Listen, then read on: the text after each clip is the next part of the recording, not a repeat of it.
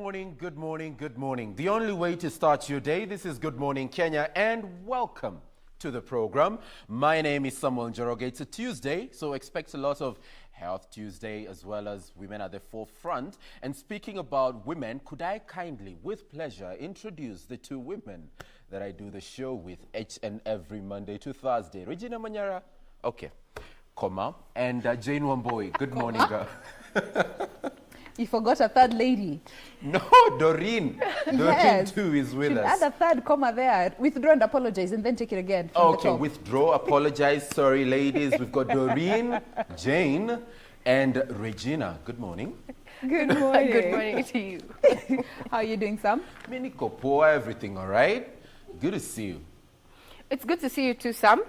We missed you yesterday. We almost thought we had come to work on Friday, but the language we were using was still English, so It's we're okay. fine. But we're glad that you're here. Well, being the 25th of August 2020, we have so much lined up for you on Good Morning Kenya, including stories that have been making headlines in the last 24 hours.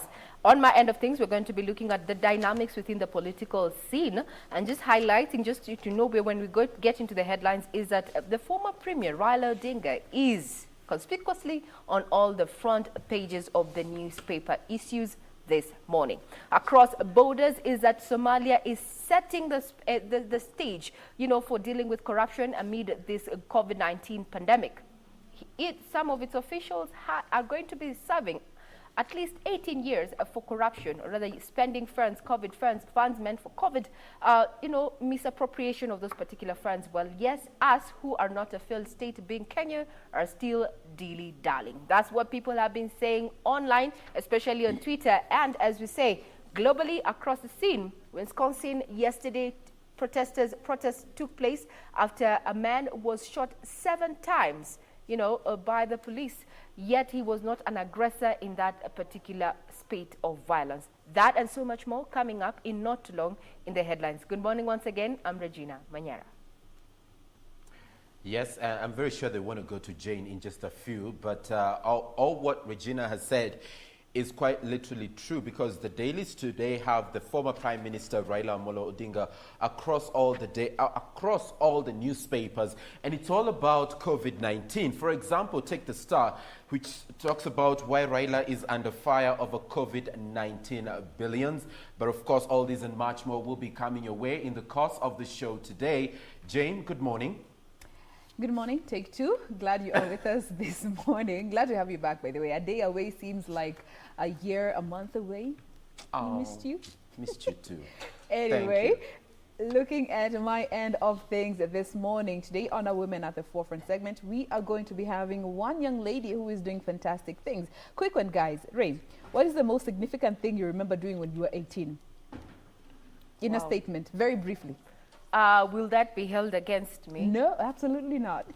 I'm not too sure. Maybe my parents might be watching or someone. Anyway, I tried to sample alcohol. All right. Sam, Yes. the most significant thing you were doing when you were 18 that you remember?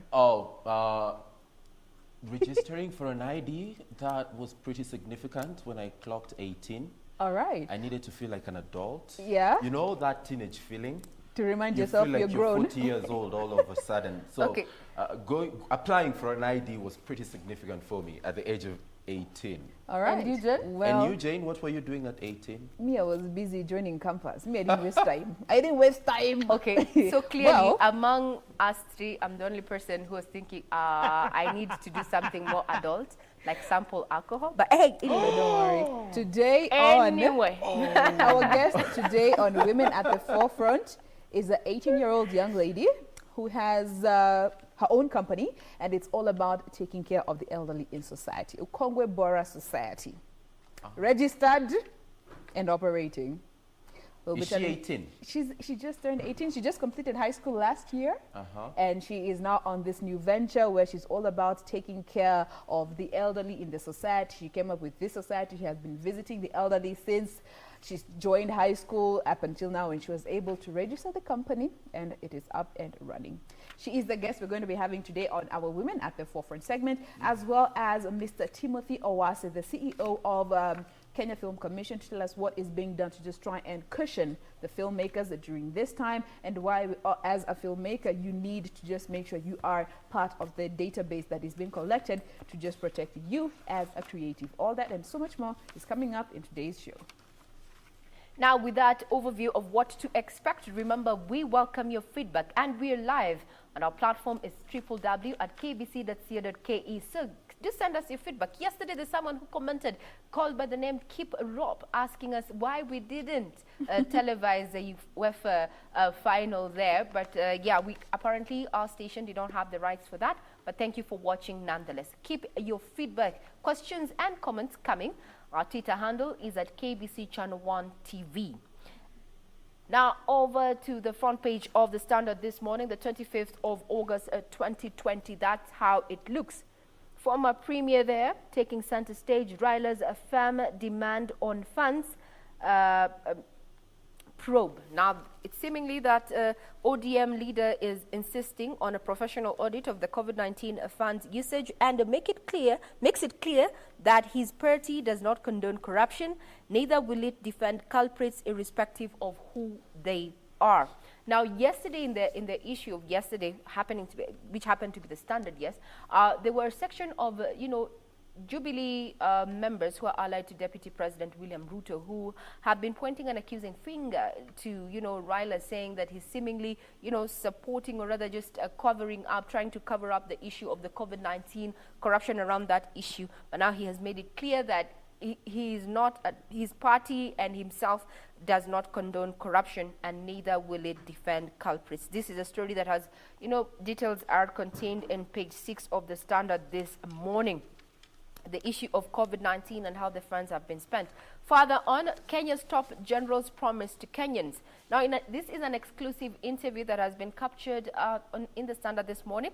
And the man whose typical day revolves around prayer, fitness, and office work, General Kiboshi, fell in love with the military in Nyeri High School when he encountered a KDF personnel in the area. You can read more details in regard to the Chief Defense Forces history, life, and ambitions going forward. Now, the question of COVID-19 is that, are you ready for this kind of treatment? Local experts to join search for coronavirus treatment, utilizing decades-old method that involves use of plasma from a recovered patient to treat someone battling the ailment. Are you ready for plasma treatment in as far as COVID-19 is concerned? We'll be giving details in regard to that. And now it is the high season with the migration of the gnus, or what we better refer to as the 8th wonder of the world, the wildebeest migration. But now it's a push and pull in as far as we are terming it as the Masai Mara spectacle, that is happening. That there's been also a push and pull, from the Ma community, saying that particular reserve is being misused, and they are not getting, returns for the investment, being that some of their land is still community land. We'll be giving details in regard to that. But as far as the front page of the Standard this morning is concerned, it's all about matters of what Raila has said in regard to COVID and the new type of treatment that Kenya is going to be getting into using plasma, as well as an exclusive on the Chief Defense Forces, General Kiboshi. So that's the Standard for you this Tuesday. What's happening with the Star now? This is the front page of this daily. It bears the headline, Why Raila is Under Fire Over COVID-19 Billions. And influential leaders, including vocal Jubilee politicians, alleged to have benefited from the funds that have been channeled to the fight against COVID-19. Now, the person here at the center stage of it all is Raila Amolo Odinga. And what this particular daily talks about is a flip-flopping kind of situation where former PM now wants a special audit on corona funds before prosecution. Now, other stories that have been highlighted by the Star today, it's all about 2022 succession politics, bearing the angle DP Ruto's new political strategy against Uhuru and Raila. And also we've got a story here of Ida Odinga, who is to gift one of the high schools, her former high school, a state-of-the-art library worth around 300 million Kenya shillings. Now, also, police have requested a 14 days to hold Kilimani shooting suspects. And the big read in the Star this Tuesday is battle with self and high cost of treatment in as far as COVID-19 is concerned. And of course, we've got an opinion by Michael Waikenda there. It's all about Uhuru's succession. Beware of voters' wrath. So that's the Star for you in a sneak peek. But we hand you over now to Jane to take us through the Daily Nation this Tuesday. Jane? All right, and the Daily Nation, we shall go through it. Looking at the front page this morning, still the main story there is in regards to Raila Odinga. Here it says Raila takes heat in COVID scandal, and quoted there in is Professor Winnie Mitula, who's a governance expert, and she was quoted saying, "It is not only reasonable that Kenyans will expect him to keep beating the drums of accountability, especially now when we do not have an opposition per se." And of course, there's been so much outrage in regards to the statements that the ODM leader may have made in regards to this whole COVID funds. We'll be giving you details of that, as has been written here on the Daily Nation. Still looking at the front page of the Daily Nation, on the top left there, plot to steal cash, how head teachers fudged the numbers in a bid to rob the state of school cash. And this is the 2 billion that was set to go to schools, which has now been put on hold as there was some discrepancies that the Ministry of Education did notice. Details of that coming up in not too long. Of course, the 300 wildebeest that drown and every year, at least every year, as they cross the Mara. That spectacle will be giving you details of that in regards to what happens during that stampede. But there's one interesting story here on the front page in regards to how a Samburu millionaire, or rather Samburu millionaires, plunged back into poverty after they were paid 11 million Kenya shillings in compensation for injuries that they sustained by the British Army, by explosives that were left by the British Army in the plains of Laikipia. Details of that coming up in not too long. From millionaires to paupers, right there on the front page of the Daily Nation. Now, in the headlines begins right about now, and we focus on the issue on the COVID-19 fund probe. That is the header, or rather the main story that has captured the scribes this morning. And just to get you some details in regard to what the former premier has said, is that Raila has defended ODM, saying that those shouting want to cover up graft. Now, on Saturday, ODM Secretary General Edwin Sifuna blamed the sensationalized media report, claiming it was clouding issues. He called for the patience so that the Auditor General can investigate the alleged corruption at the Kenya Medical Supplies Agency, that is KEMSA. At the same time, Raila now has weighed in on this conversation. Speaking yesterday, as civil society groups and trade unions said they were concerned about the gaps in transparency and accountability by government agencies charged with managing resources. He said that as matters stand, none of the people taking to the podium or social media to condemn theft funds has any evidence. So the so-called condemnations of theft could be well part of a cover-up. Raila said that, adding that the experience in this country is that the best way to bungle and cover up corruption investigations is to have many different voices speaking at the same time with their own version of the truth. Now, this barely comes, after those protests that happened on Friday here within Nairobi, and yesterday several protesters in anti-corruption demonstrations held anti-corruption demonstrations against COVID-19 profiteers in Nakuru and Kisumu towns, and they went ahead to accuse the Ministry of Health and other government institutions of disregarding calls by Kenyans to embrace accountability by making it public how the funds were spent. Now, moving on to yet another angle on the COVID-19 situation in the country. And I'll digress a bit from what Regina has just covered, because the same story given the same prominence by the Star today. But moving on to another angle in as far as COVID-19 is concerned, is that as per the Director General in the Ministry of Health, that is Patrick Amoth, who now says that progress has been made in as far as COVID-19, and the curve could begin to flatten in 4 weeks. Now, this is the report that is being given there by the Ministry of Health, COVID-19 curve could begin to flatten in 4 weeks. And the ministry alleges compliance, citizen responsibility, as well as a lot of effort and yes, a lot of effort given by the frontline workers when it comes to combating the spread of COVID-19 in the country, and thus we could begin to witness flattening of the curve in around 4 weeks. This is the Director General, Ministry of Health, that is Patrick Amoth, who said this yesterday as the ministry was giving a progress report on the COVID-19 situation in the country. Now getting to the Daily Nation, just looking at the same story. Here it talks of how Raila takes the heat in a COVID saga. And of course, they give a bit of background when it comes to how the former Prime Minister used to, breathe fire on the Director of Public Prosecutions and Ethics Anti-Corruption Commission as an organization when it comes to how the investigations are done. But fast forward to recently on Saturday, where the statement by Secretary General Edwin Sifuna justifies the media over coverage of the scandal.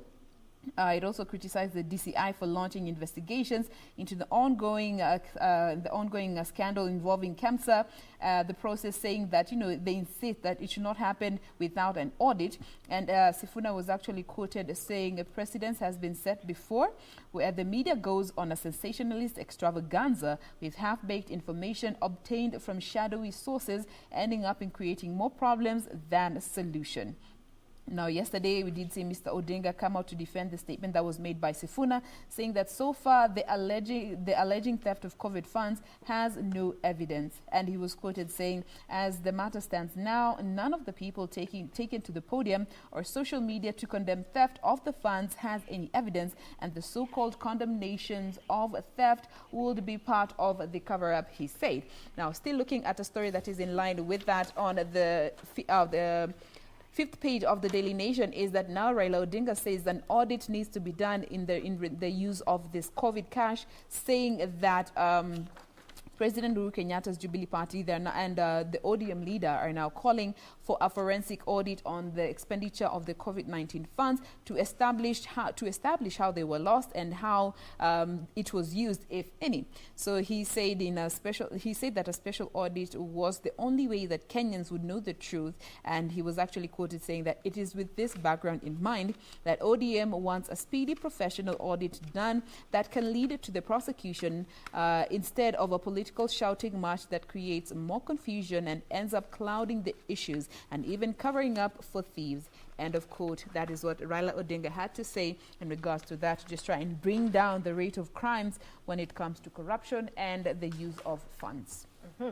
Now, just to give us the sounds and pictures in regard to what the Premier said, remember that he's already accused the media of sensationalism in as far as COVID-19, probe funds are concerned. And now he says there's a recent call from his side for a forensic audit of COVID-19 funds, and that does not amount to defending graft suspects. Edward Kabasa has details in this regard.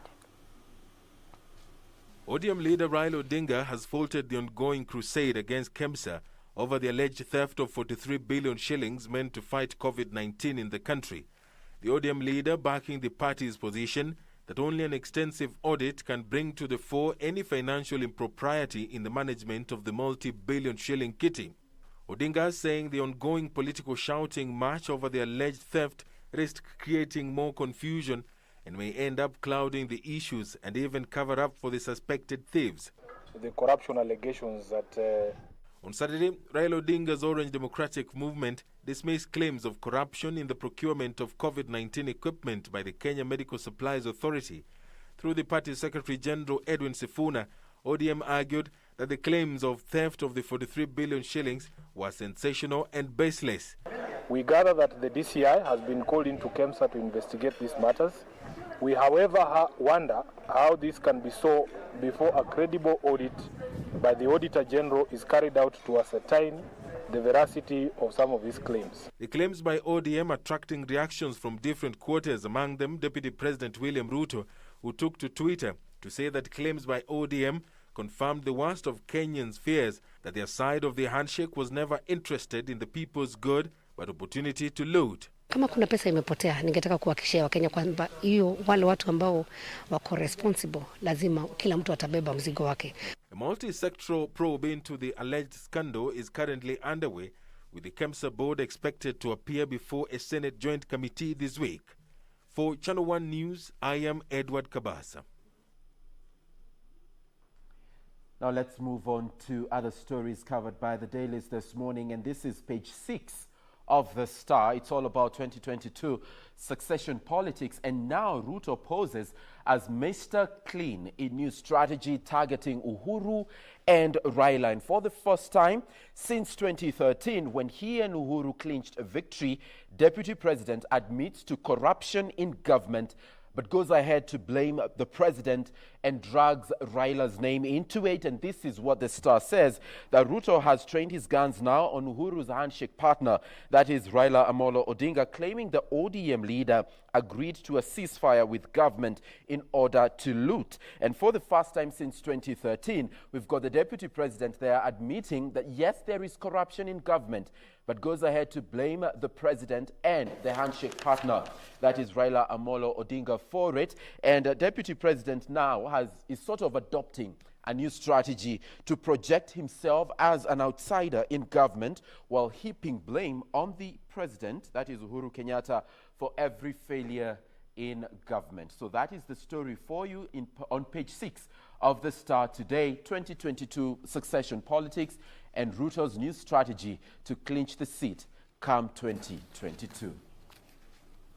Let's look at what is happening. Still matters concerning national news. Here's in regards to the revenue debate as the cash crisis still persists, and now MPs are urged to step in. Now, of course, counties cannot be given this money, even half of this money, if the National Assembly does not give its approval. So yesterday, the Attorney General, that is Paul Kihara, said that Treasury will not be able to disburse the equitable share of the revenue without the go-ahead from the National Assembly. And yesterday, he actually urged the MPs to step in and resolve the stalemate in the division of revenue that is now pending in the Senate. And of course, this will now lead to now the disbursement of funds. But in an advisory opinion, the AG said that, they cannot even release 50% of the total equitable share to the counties without the approval of the National Assembly, because the stalemate is not about the division of revenue. Now, the division of revenue bill defines how much money is going to be split between the two levels of the government, while and also how much is going to be allocated to the devolved units and among the specific counties. Still, in that advisory opinion, he prompted the Council of Governors as of last year that the Supreme Court said that the National Assembly will be required to authorize the withdrawal of the money. But the stalemate is still ongoing, and they're now seeking for the MPs to just come in, step in, to just try and help find a solution to the stalemate, as so many counties are suffering. We have seen the medics, threatening to go on strike if their salaries are not disbursed. And this is the reason as to why they haven't been paid their June-July salaries. Now, this afternoon, the Senate is going to be holding a special sitting in regard to that particular issue, and KBC Channel 1 is going to be transmitting this live. Our reporter Gladys Mungai put the issues into perspective. What do we expect to see come 2:30 this afternoon? Here's a report. After 9 attempts at unlocking the stalemate, senators opted to appoint a 12-member team to find a suitable formula that will solve the puzzle on how to share out revenue among 47 counties. But as fate would have it, as of Monday, the team was yet to come up with a plausible formula to share the 316.5 billion shillings among counties. The legislators spent hours in closed-door meetings, and when they emerged, it was evident that the puzzle on how to share the revenue remained unsolved. The situation now throws into disarray a special sitting that was set for Tuesday when the House adjourned last week. Sources at the committee say the 12 senators are yet to settle on appropriate formula, but says the committee is hopeful that by Thursday there will be a consensus on the divisive shilling. The committee has so far met the Commission on Revenue Allocation and the Treasury as they seek to find a middle ground. For Channel 1 News, I'm Gladys Mungai. I refuse to come. Now, moving on to the Star, you remember that story that Jane talked about, and it will be featured on Women at the Forefront today, about that 18-year-old girl who has registered an organization to help take care of the elderly. Well, in the Star today, it's a different story of yet another lady. She's 15 years of age, and she's called Joy Ouko, and she's gone ahead to start an online campaign to end police killings. And she started this online campaign. She's been gathering signatures and doing the right activation. And just yesterday, she handed over the petition now to the Director of Public Prosecutions, that is Nurdin Haji, describing her as a fighter and a young heart that beats for justice, especially for children. Now, the story is told of Joy Ouko, who's gone ahead to register this online campaign against extrajudicial killing, especially amongst her children. And she said that she's overwhelmed and saddened by the senseless killing of children and defilement by those who are meant to protect them. This is Joy talking about what exactly inspired her to begin this particular campaign, and also went ahead to talk about how you can get roped into it and help end extrajudicial killings in the country, especially when it comes to children. Let's now move on to matters concerning the education sector. Now, this is one of the stories that is on the front page of the Daily Nation, as the fraud delays the release of school cash. And this now contributes to the woes that teachers and other staff are facing after they were hired by the Board of Management and they have gone for months without salaries. So, in this story is that a scheme by school teachers to swindle the government of funds has led to the delay of the release of funds, which would go to paying the teachers that were employed by the boards of management. And according to the Education Ministry, the head teachers submitted exaggerated lists of staff, prompting an audit that now has taken weeks. And according to a tweet by the Education Chief Administrative Secretary, that is Zach Kinuthia, he said that he tweeted rather that what is holding the money is the unverified data that was submitted to us from the field vis-a-vis the data that we have with the Teachers Service Commission. We have received humongous lists from the field, including teachers who are not enrolled with the TSE. And this means that the heads of schools sent untrue and illegitimate data, meaning that money would have gone to the wrong people or more people than is necessary in reality, denying the genuine beneficiary their rights. End of quote. Now, the money in this case is 2 billion and is said to have been supposed to go to about 72,000 teachers, but the numbers that the BOM received are exaggerated, therefore prompting an audit into these numbers. Now, let me take you to the corridors of justice. Yesterday, we had, an article that highlighted what Kilimani area has become. Now, yesterday, businessman Chris Obure and his bodyguard Robert Ouko were at the Kibera Law Courts yesterday. This is in relation to the shooting of the 28-year-old businessman, that is Kelvin Omwenga. Now, according to an autopsy report, is that the bullet that killed the Nairobi businessman in his house on Friday was shot at close range and tore through his heart and left lung. And as the postmortem was being conducted, the businessman, that is Chris Obure, and his bodyguard Robert Ouko were in court over Omwenga's death.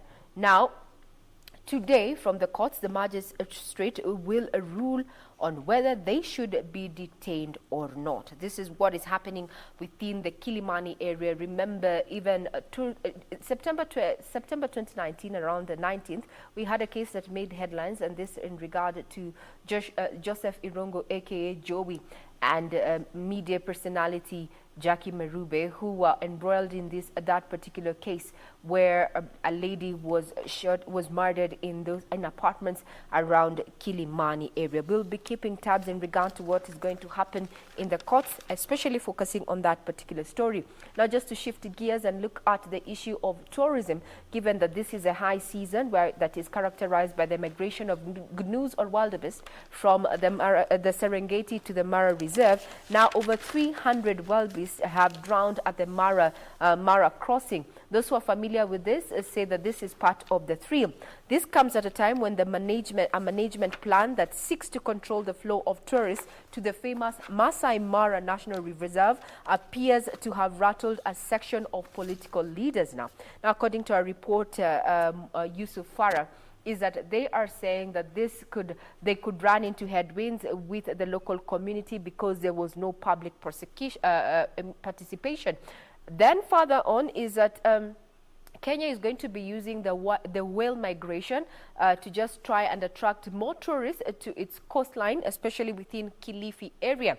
And in an article that has been captured on the Daily Nation this morning is that from Antarctica to Kenya, whales bring joy to Kilifi. So Kenya is not just going to be known about its white sandy beaches and the 8th wonder of the world, that is the crossing of the Gnus from Serengeti to the Mara. But now the tourism stakeholders are going to be focusing on marketing Kenya as a place where they can come, tourists, foreign and local, can go down to Kilifi and enjoy watching the whale migration, as they call it. Actually, the Watamu Humbug migration is one of the country's biggest tourism attractions.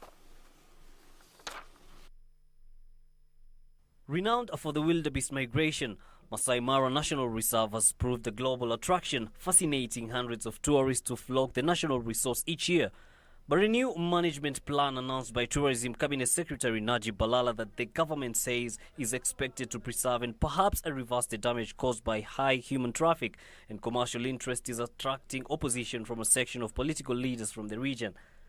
Narok North MP Moitalel Olekenta says there was no public participation in the development of the plan that is set to be gazetted on 31st of August, even as he questioned the involvement of the person said to have illegally benefited from the reserve. What are the contents of this plan? Who was consulted in the preparation and making of this plan? Kenta saying the local community, especially the Purko and the Isiro clans who donated part of the reserve, must be consulted before the plan is executed, faulting the national government for allegedly interfering with the natural resource. The moment the local community, the moment they realize that something detrimental to their interest is the food, then I'd like to advise you, you're actually endangering the existence of the Mara because the Maasai will not allow it. While announcing the plan earlier this month, Tourism Cabinet Secretary Najib Balala said the national government, in partnership with the Narok County government, were working a plan on a strategy that seeks to conserve the world-famous reserve, which was being degraded at an alarming rate. Yusuf Farah, Channel 1 News. Yeah, and you know what?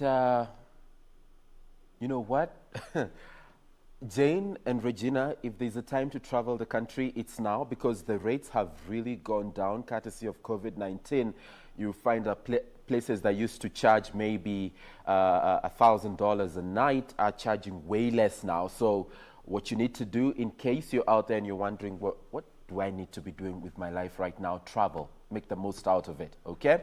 And as much as we're appreciating what is happening in the tourism sector, now in the Star today, it's all about the employment rate, which has now slowed down amid high rural poverty levels. And all this has been attributed to COVID-19. You will find that story in the Star today, page 15, which talks about how the rate has really slowed down. And of course, some of the issues that people are dealing with when it comes to unemployment in the country and the challenges they're in. So you'll find that story in the Star.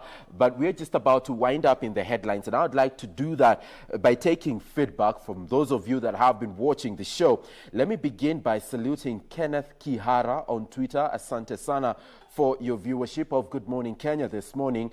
Chui Wela, I hope I got that right. You're saying good morning from Nyeri. Asante sana, tuned into the show. And Tichangatia here also talks about how he loves Good Morning Kenya. Thank you so much.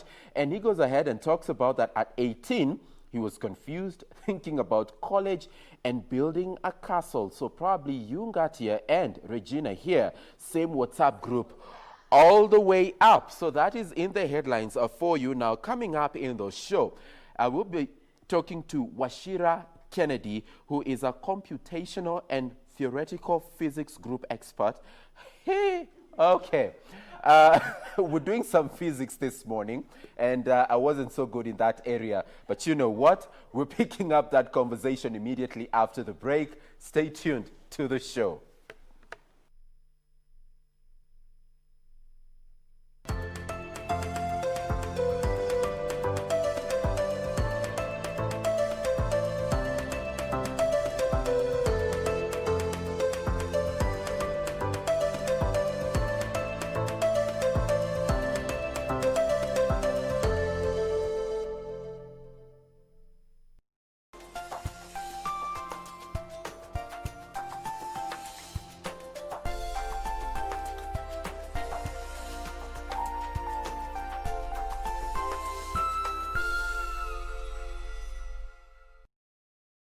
KBC, in collaboration with the Kenya Institute of Curriculum Development, is broadcasting enhanced out-of-class learning on radio, television, and online. Catch the lessons every weekday on KBC Channel 1 from 2 to 4 p.m.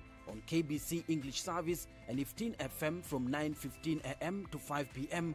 and Radio Taifa from 10 a.m. to 11 a.m.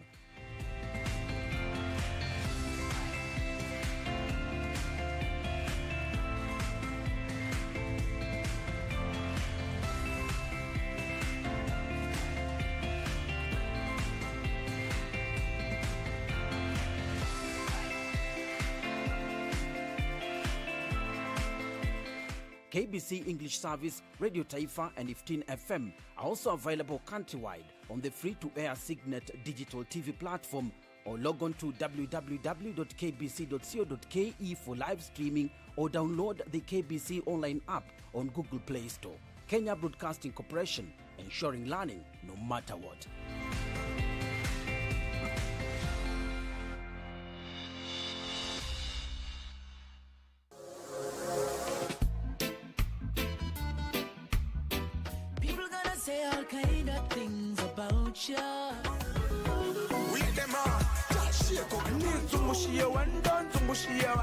When your booty got show me now. Baby, one time. Bossy baby, give me 2 times. Full 180. Crazy.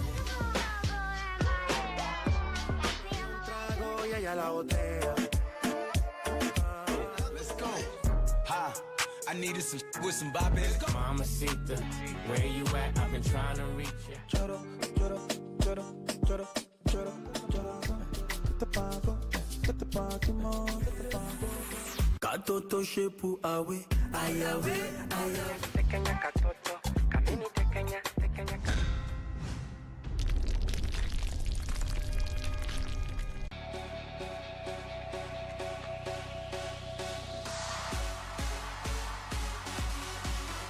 Gear up and maintain a healthy, fit and active lifestyle right there at home by keeping up with Gear Up on Channel 1, 5:30 to 6 a.m. Monday to Saturday. Gear up every day for every moment, and remember to stay home and keep safe.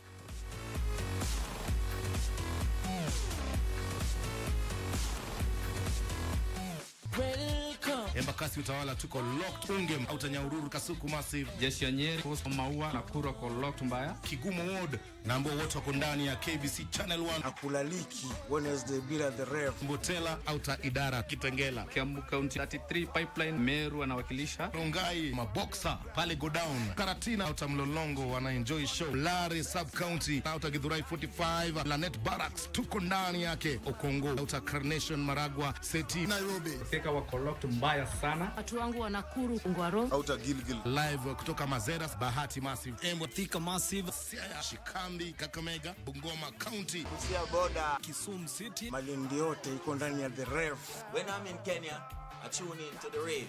Get your mind brave, focus, conscious. Kenya, East Africa. Right. Keep it locked.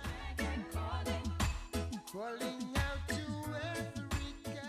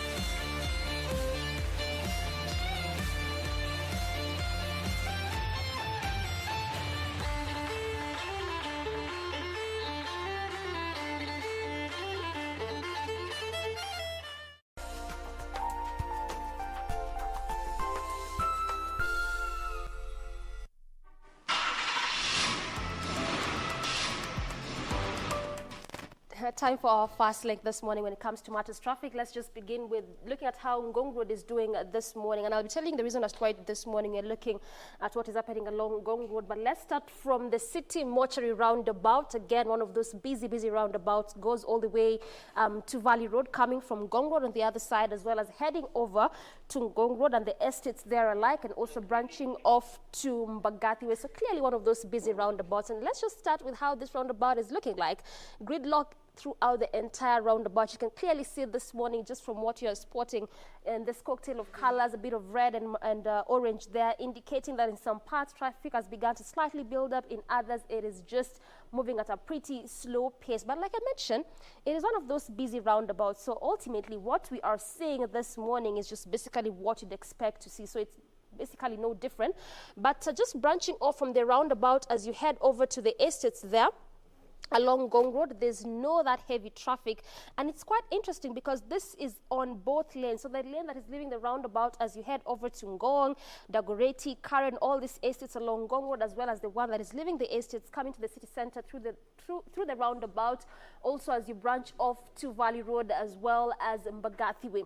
But again, also remember that 3 footbridges are expected to be installed along this road. This is a road that has also been under reconstruction just to make it a dual carriage road. The first phase beginning from the National Library all the way to Prestige Plaza. The second phase from Prestige Plaza to Dagoretti, and the third phase from Dagoretti to Karen. Also, the third phase is still under reconstruction. The first and the second phase are already through and they're already opened up to the public. Now, the reason as to why these bridges will be installed is because of the number of death cases that were being recorded just as a result of that expansion that came with this this route. So that is why those bridges will be installed, and the first one will be at Kenyatta, the second one will be at Coptic, and the third one will be at Kenya Science. So let's look at how these areas are doing in terms of traffic. These are the areas where the bridges are expected to be installed, and it is expected to take a total of 18 months. That is about 1.5 years until all these bridges will be opened up to the public after installation. So like I mentioned, the area in which the second bridge will be installed, this is around the Coptic area, and oftentimes this is one of those areas where there's normally heavy traffic gridlock, especially as you head over to the city center.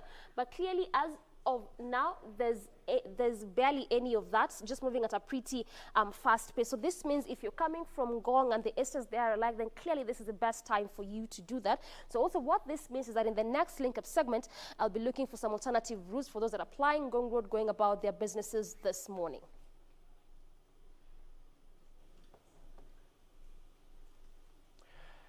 No one does it for you like Doreen each and every Monday, getting you an update on how the traffic situation is. Thank you so much, Doreen, for that. We're doing a bit of physics this morning, and we're focusing on entrepreneurship and some of the initiatives that various people are making in as far as improving the quality of life is concerned. And this morning, I will be joined by Washira Kennedy, who is from the Computational and Theoretical Physics Group and the Physics Department at the Physics Department with Masinde Muliro University, as well as Paul Francesco, who is an electromechanical engineer with over 20 years worth of experience.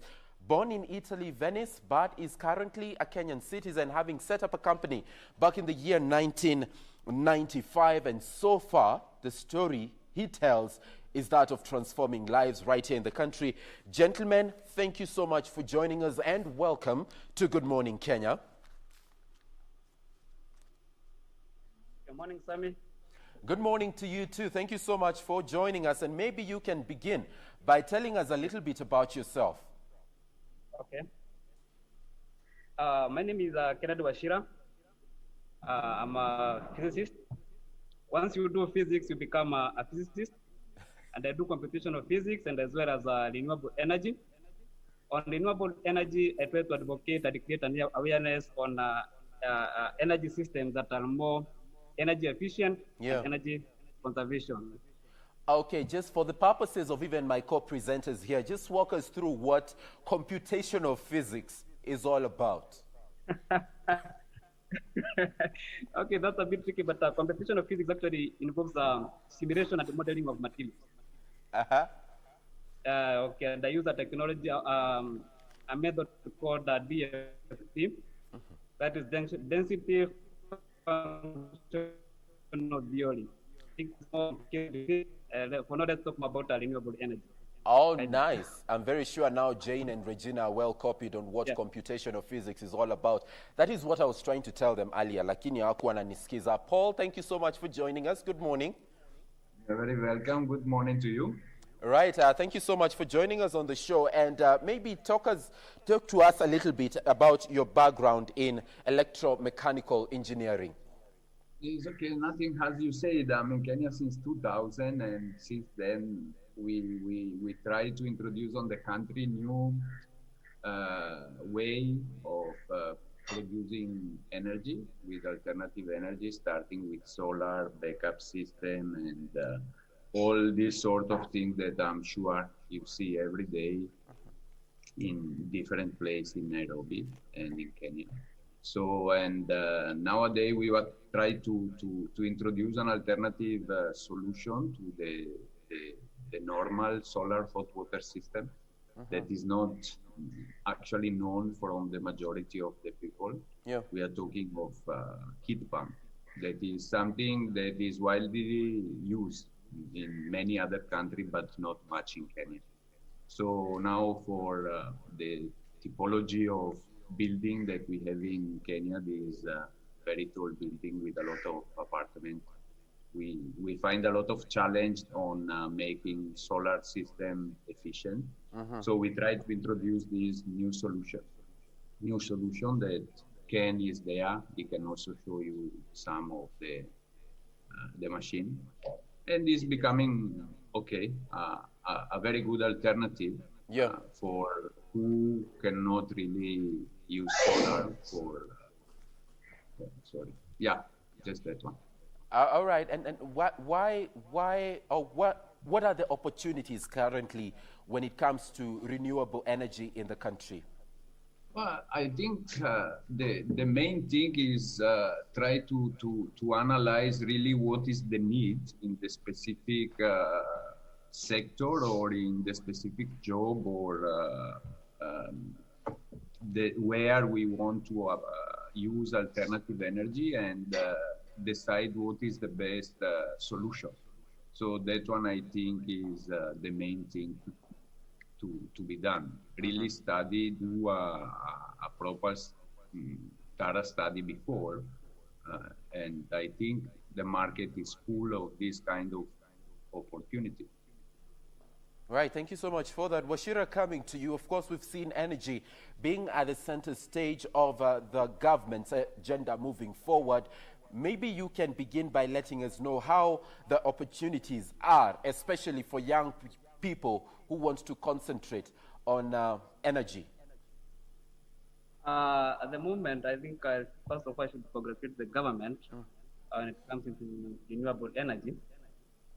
There are so many opportunities in renewable energy. Why?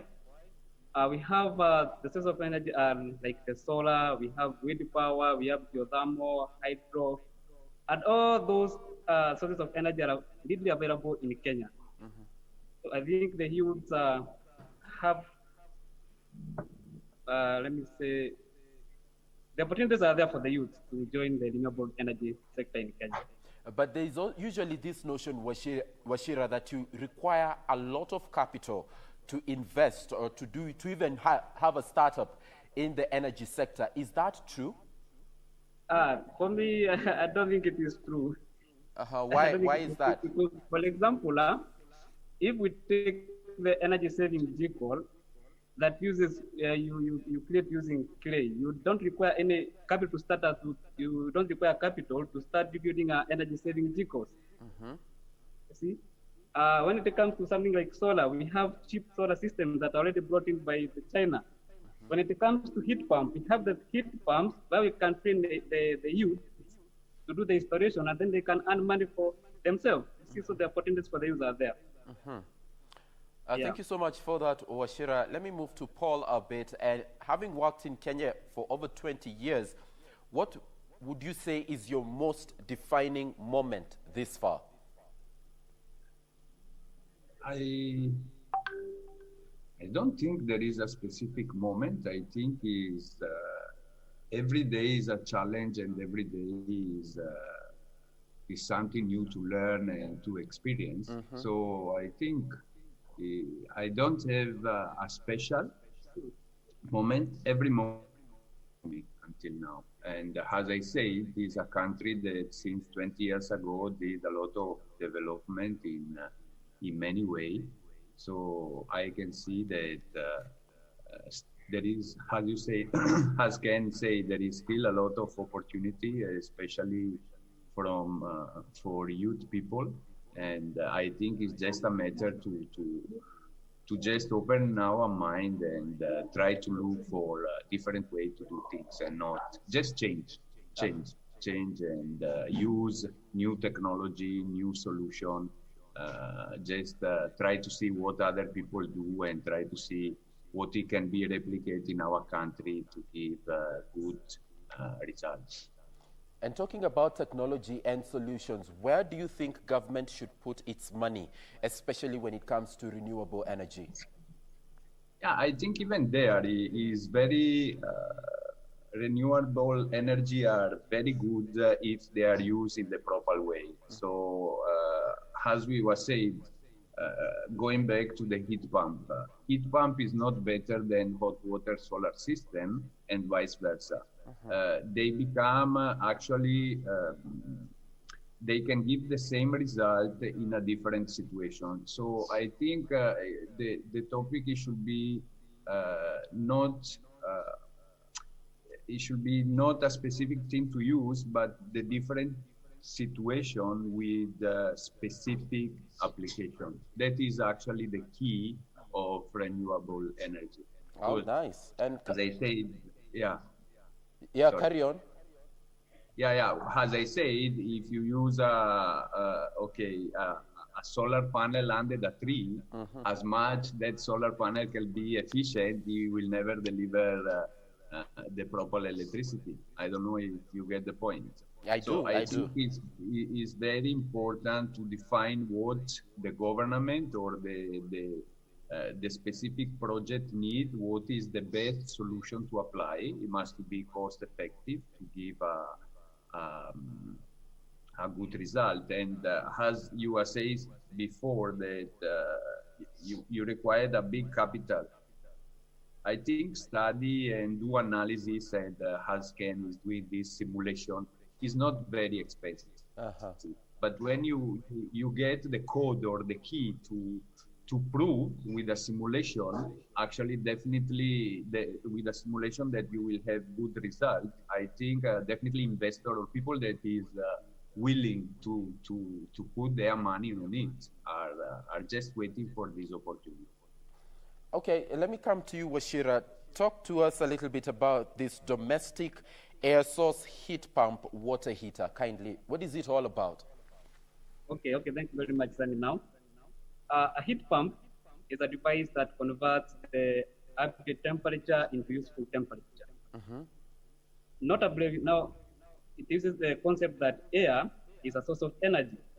If you go back to wind power, and you remember your primary school definition of the word wind, what is wind? Wind is air in motion. So air is a source of energy.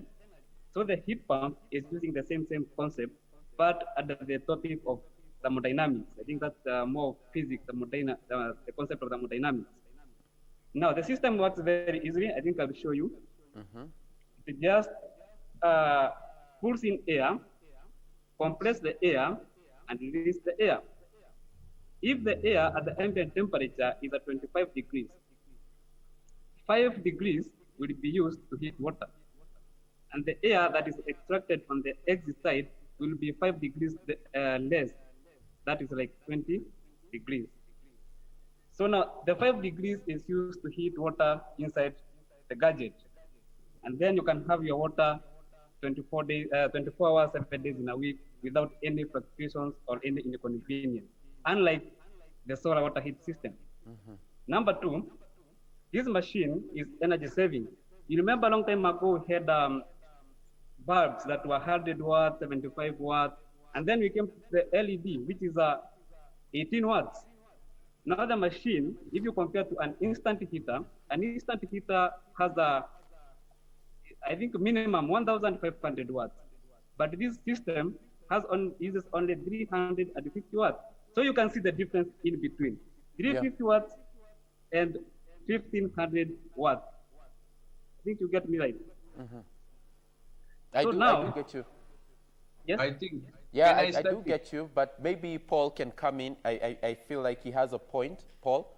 Yes, yeah. Just to make the thing very simple and going back on what I was Paul, saying if you can before, hear a me, heat pump you had a is, point to clarify in as far as the air source heat pump is concerned. No. It's a very simple concept, maybe difficult to explain, but it's very simple. I think you can compare a heat pump to a normal domestic fridge. I'm sure everybody of you has a fridge at home, and when you touch the fridge behind, you can feel that there is a hot part, is it? So actually the heat pump is a machine that is focusing more on heating than cooling. So in the case of the fridge, you have your maximum efficiency in keeping the coldness inside the fridge, actually minus 20 or positive 5.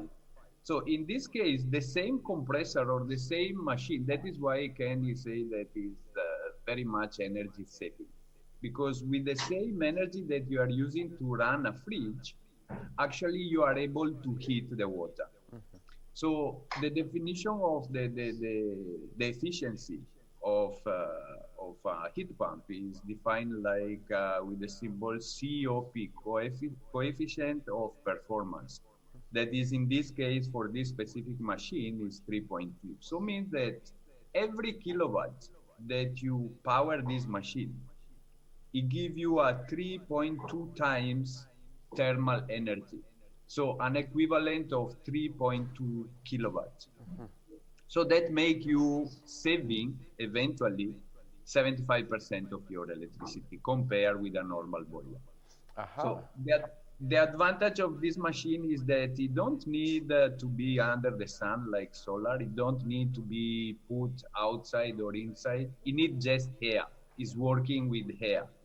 The application is very simple. You don't need special piping. If you have a boiler, you remove your old boiler, you put this machine, and again, the new technology is becoming so cheap now that this machine has a small computer on the bottom that maybe will show you with an algorithmic that after a week or 10 days that you are using the machine, the machine eventually memorize the timing when you are taking a shower. So it makes sure that during that time you have hot water, even if for some reason there was a overuse of or the power was off. So this one is a very clear example of a specific technology used for a specific application, where compared with solar hot water, that is a very efficient system that with the sun it will make you spend zero electricity, but if it's used in a problematic installation like in tall building or in place like Nairobi nowadays, we have cloudy in the last month, so people are suffering. So there is nothing that you can do unless you put an immersion meter. So your solar system that eventually can use zero electricity is turning up to be a boiler that uses 2 kilowatt or 3 kilowatt of electricity. So that is the thing. So all the technology are very good. The key point and the good of a technician or a consultant is to advise the client to use the specific thing or the good thing for his application. I don't know if that give you an idea.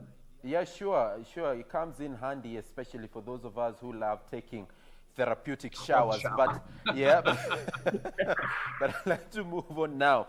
to Wachira. I could see you were preparing to show us or walk us through what this unit exactly can achieve. Wachira, are you ready? Yes, I'm very ready. I'll take it away. Okay. We have two types of this machine. One is called a wall hang. A wall hang, just like this one, is hung on the wall. And then on the other side, it is a floor standing machine. I don't know if it is visible. Here it is. This one you place on the floor. So again, we have the ranges. They go in terms of liters. Like this machine is 110 liters. The next one here is 80 liters.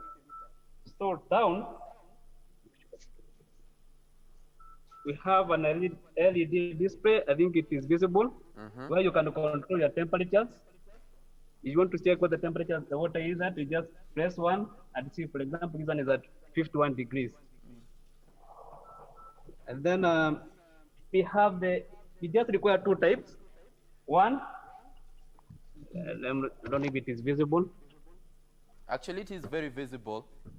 Okay, we have just two types, two pipes, inlet and outlet.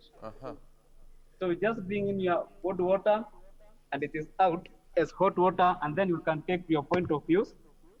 For example, I have a simple setup here. Yeah. You can see I have 3 taps, one for the maybe a bathroom, maybe a kitchen, and maybe another bathroom. That's how the system looks like. Ah, nice. And why I can see as part of the brief that I was going through preparing for this interview, you say it's a valid option as compared to solar. Why is that? Exactly. You see, for solar, when it comes to piping, you require 2 pipes. You have to move all the way from the source of water, you go up to the roof, and then back your point of use. For this one, you don't have to use all that piping. Very simple. You just bring your cold water, and it is out as hot water. And then maybe number 2 on the advantage of this one against the solar is the weight of the solar when it comes to the top of the roof. A solar water collector or solar water heater can make up to 800 kgs on top of the roof. For this one, it is very, very light, very, very light to carry. You can see if you can hang it on the wall. Basically, it is very, very, very light. And this also on the aesthetic value, this one is more beautiful and smart when you compare to the to the solar system on the roof. Okay. A nice point there. I'd like to move now to Paul for a final word in terms of some of the exciting opportunities that lie ahead in as far as the energy sector is concerned. Paul?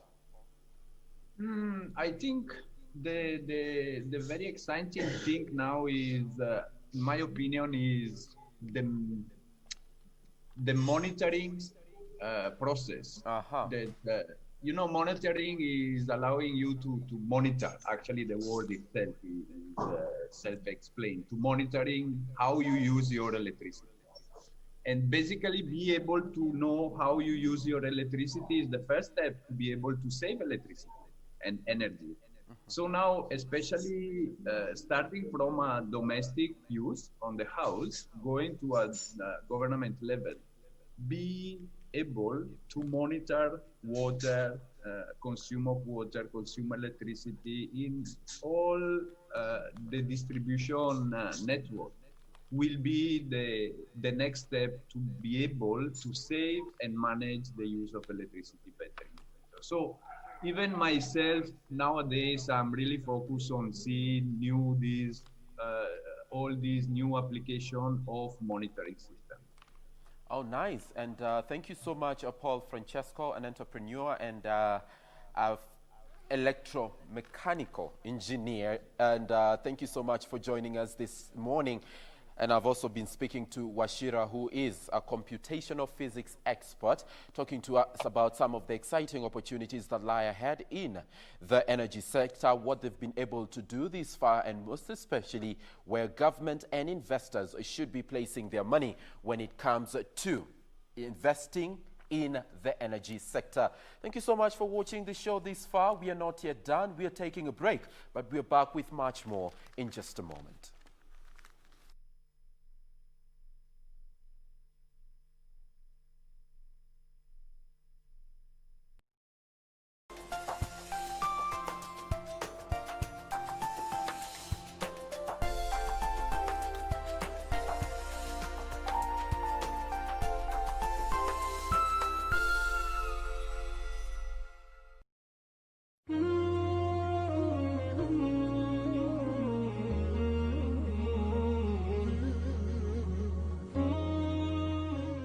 Tonight on KBC Channel 1. Tell me. I will tell you the reason behind it. Because you wanted to prove your greatness to others. You wanted to show them that you could accomplish such a massive task alone. You are misunderstanding me once again. Yes. Why are you looking at me?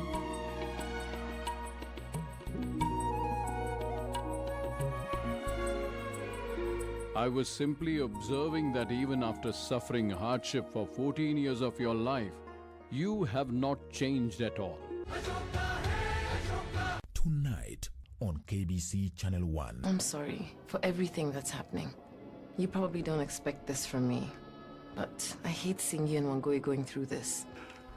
Are you set? Good. You have my confirmation.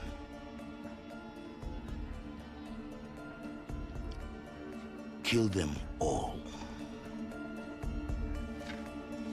Julia? Julia!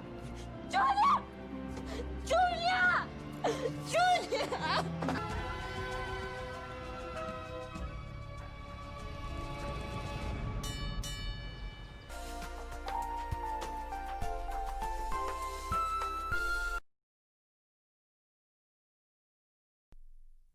And thank you for keeping it Good Morning Kenya. The hashtag is still Good Morning Kenya on Twitter. At Jane Wamboi, at Raymanyara, at Sam Joroge, and at Doreen Narange are our individual handles across most social media platforms. But you can always let us know via that communication platform. Our Facebook page is KBC Channel 1 TV. So right now we want to continue with the day's discussion. And right now we want to shift focus and look at the film industry. And this is mostly a conversation concerning our creatives out there. Now, a number of months back, there was the 100 million stimulus that was given by the president to the artists during this time to just cushion them during this COVID-19 time. But in order to take, for the artists to be part of the ones that are going to receive a share of this money, they had to be registered by a certain body or recognized as part of the artist industry. Now, so many were left out because they were not registered by some of the relevant bodies, and that is why, you know, some of them were left out of the sharing of this money. But now bringing the same conversation to our creatives in the film industry. Why is it important to have a database of the creators out there, and especially in the film industry, and how are they going to be taken care of if they are part of these bodies that are recognized by the state? That is the conversation that we want to have now and answer those many questions that our creators are having, especially during this COVID-19 time. And to help us with this discussion this morning, we have with us in studio the CEO of the Kenya Film Commission, that is Mr. Timothy Owase. Good morning, sir. Good morning, Jane. Thank you for making time to be with us this morning. Thank you. Maybe you could start by giving us the social handles of the commission. Thank you. Kenya Film Commission Twitter handle is Kenya Filmcom. Yes. And Facebook is Kenya Film Commission. All right. And we can be able to interact and have a conversation on those particular channels. Absolutely. Exactly. All right. So if you feel you want to direct a question straight to them, use those social handles and someone will be able to address them as and when you send them through. So before we get deeper into this conversation, I'm sure there's a viewer out there who's wondering what the Kenya Film Commission is all about, and maybe we can start from there. The mandate of the Kenya Film Commission. Thank you, Jane. Kenya Film Commission as a state corporation was established in 2005. And 2015, we were recategorized, meaning that we got an enhanced mandate, and our core business is to create a vibrant film industry in Kenya, which comprise of capacity development, marketing Kenya as an ideal filming location, research, undertaking research so that we're able to provide information to the market as far as trends in the industry, technologies, new developments, and so on. We also undertake archiving of film material, and the Commission equally has a role of creating linkages in the industry and establishment of a film fund, among others. All right. Now, you have been at the helm of the Commission for a little over a year, and in your time there, what would you say are the things that are really ailing the film industry here in Kenya? Thank you. Really, I wouldn't say things that are ailing, but what is it that the Commission has been doing, and what are the key programs that we have put in place in order to ensure the film industry lives its full potential as far as economic, social being is concerned. The Commission, by way of its mandate, has been putting a strong foundation for the sector. Yes. And by that, we have focused more on ensuring that we are able to formalize the industry. And this is taking shape of putting governance structures in place. And when I talk about governance, I'm looking at how do we ensure that we are able to identify each and every professional or practitioner within the industry.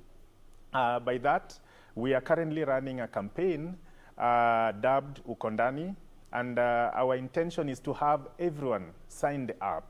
When you sign up to this database, then you will be part of the industry stakeholders who are really on our portal, a portal that will also help Kenya Film Commission to market our practitioners in Kenya and beyond. Yes. This will enable each one, let's say a producer, a director, and many more, to have a presence across the globe. The other program focuses on capacity or skills development, and we undertake key master classes, both online and in physical spaces. The reason being, for us to produce high quality products, we need a highly skilled manpower. And when we have this, then we'll be guaranteed that we'll produce content that can be able to compete at different markets. Yes. And when we are able to be competitive, then we'll be guaranteed of creating job opportunities for our young people. Absolutely. We also market Kenya locations. Remember, we are sitting in a very interesting space that is called Kenya. A brand Kenya is a brand that everyone would want to be a part of.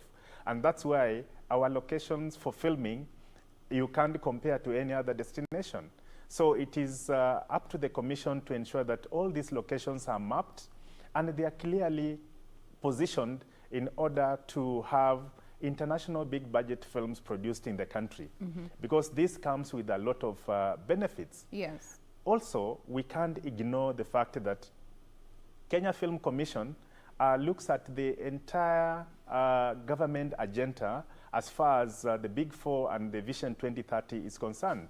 We being an enabler, our core aspiration is to see that we are contributing towards job creation, we are contributing towards attraction of tourists into the country, we are branding the nation through projects or films that are able to communicate what is available in the country, that we are able to offer economic growth through job creation, as I mentioned, and also our national heritage being communicated through film. Yes.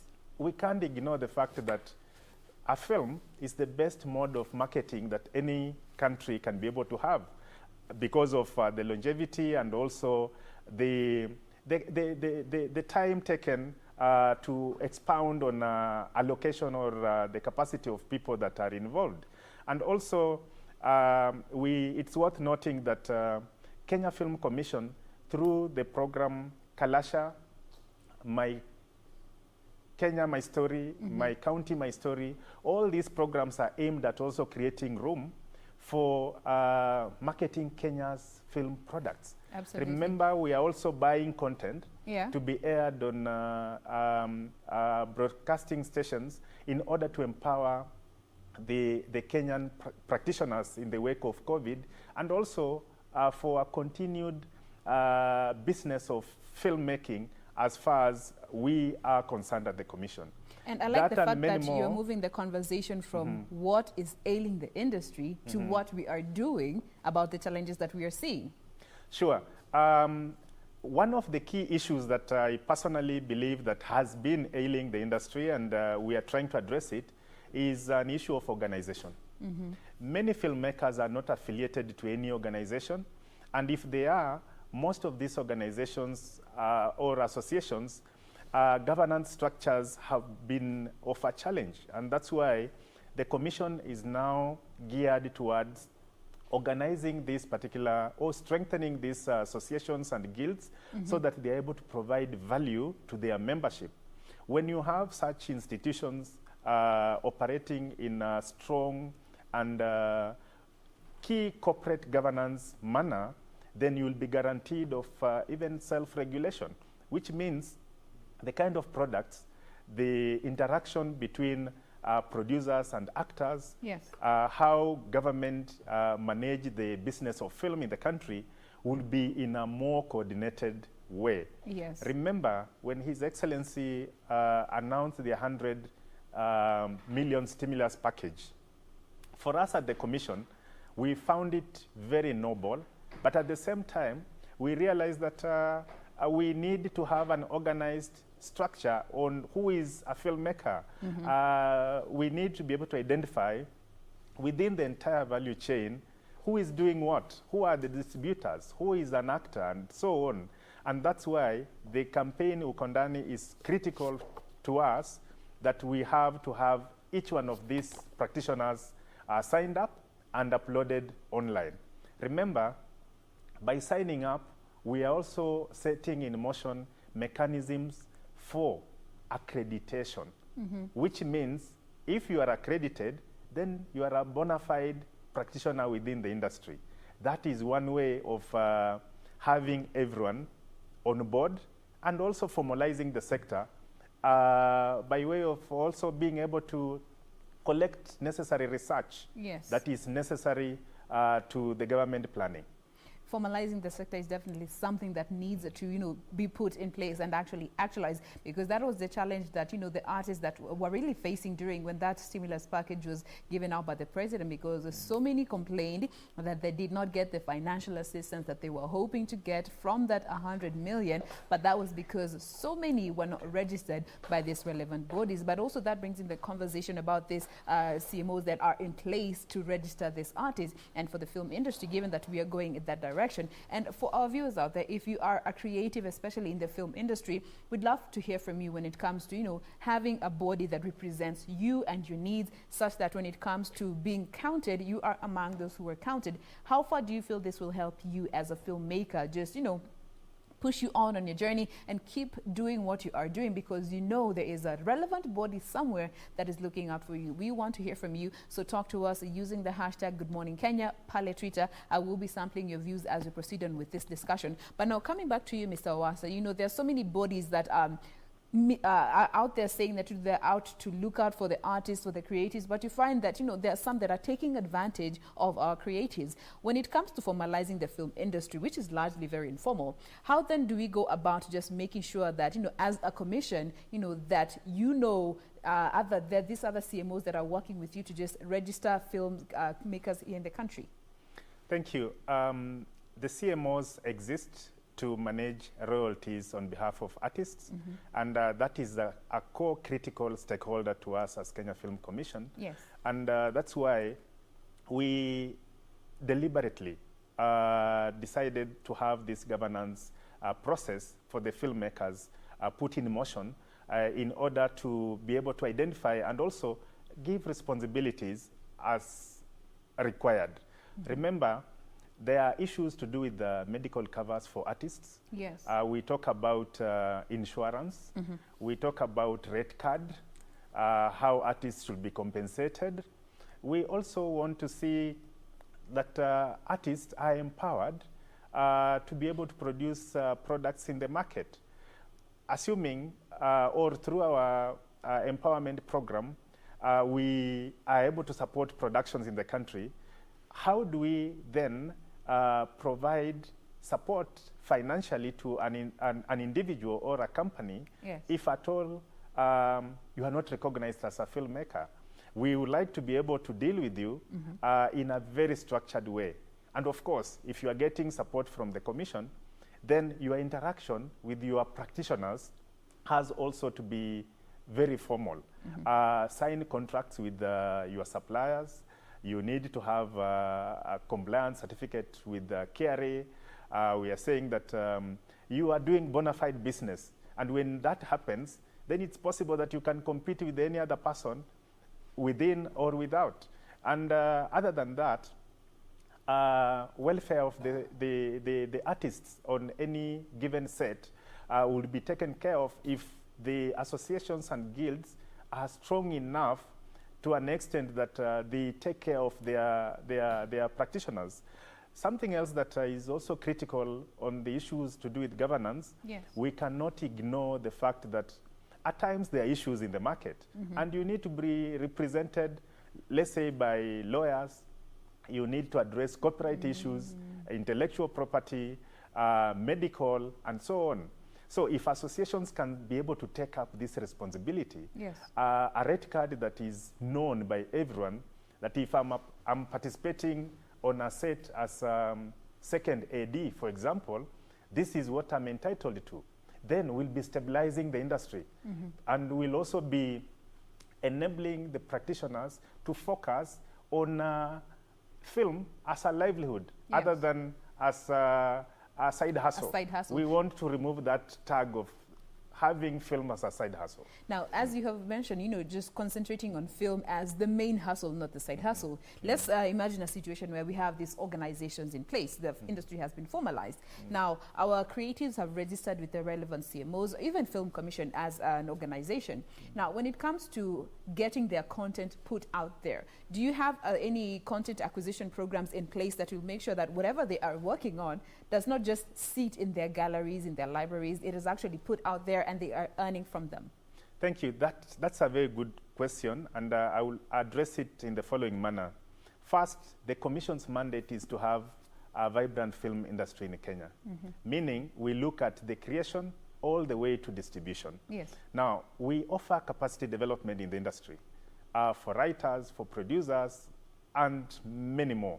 The intention is to provide skills that are necessary to produce critical content that can be able to traverse the nation and nations. Now, when it comes to distribution, that is an area that has been lacking for a very long time. And the Commission has deliberately come up with a mechanism on how we are going to structure distribution of content. We are actually currently running a call as far as content acquisition is concerned. And this is going to be closed by next week. The intention here is to have this content acquired and aired on one of our partner stations, that is Y254. Our sister station. Sure, great. Then the intention here basically is we are saying you may be able to produce content.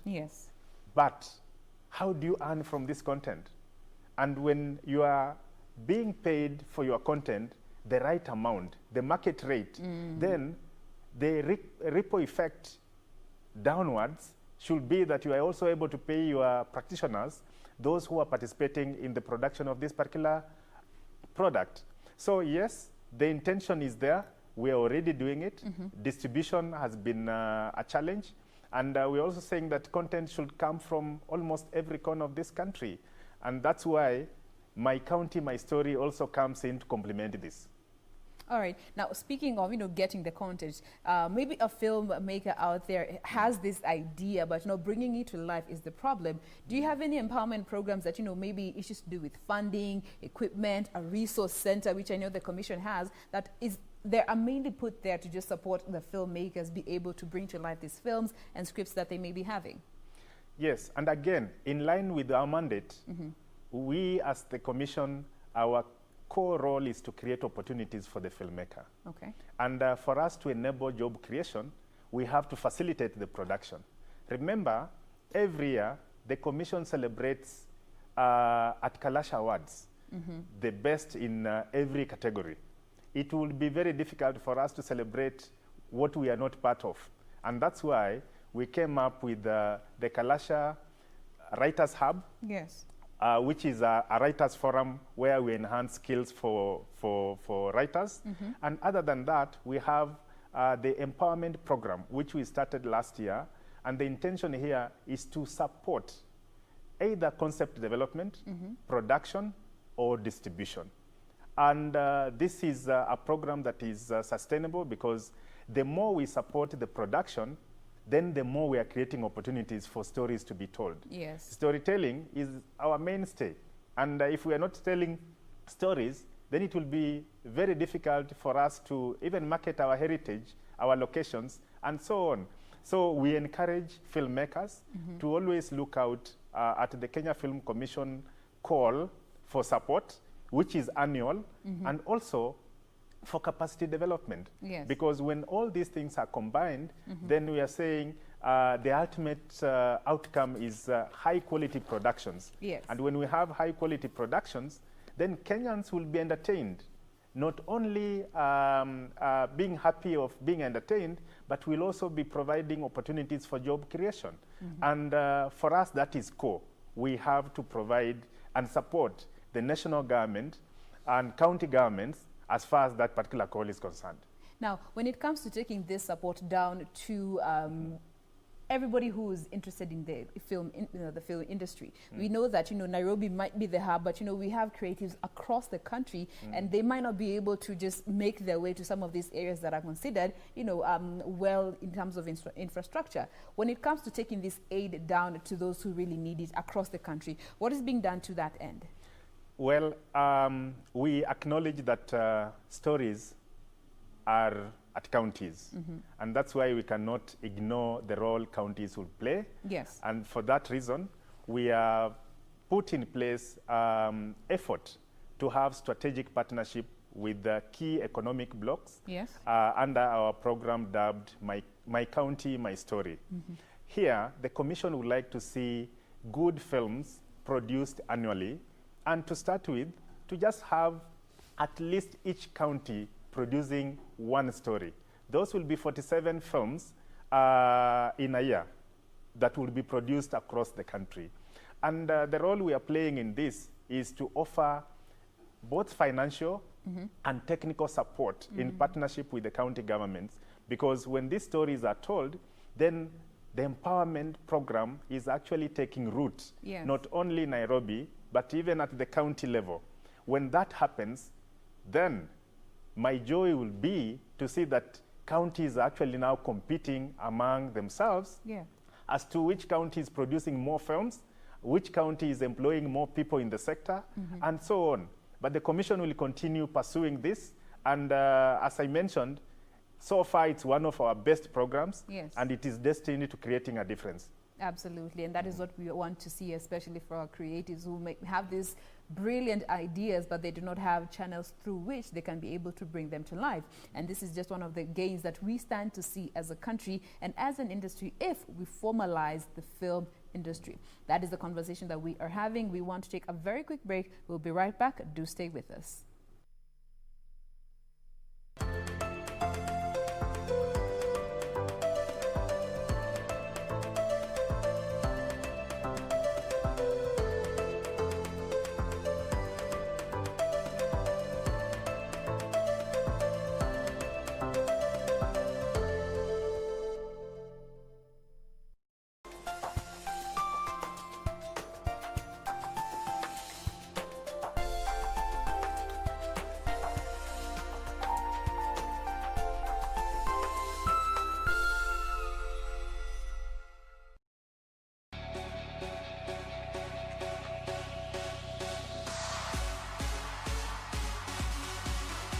Gear up and maintain a healthy, fit and active lifestyle right there at home by keeping up with Gear Up on Channel 1, 5:30 to 6 a.m. Monday to Saturday. Gear up every day for every moment, and remember to stay home and keep safe.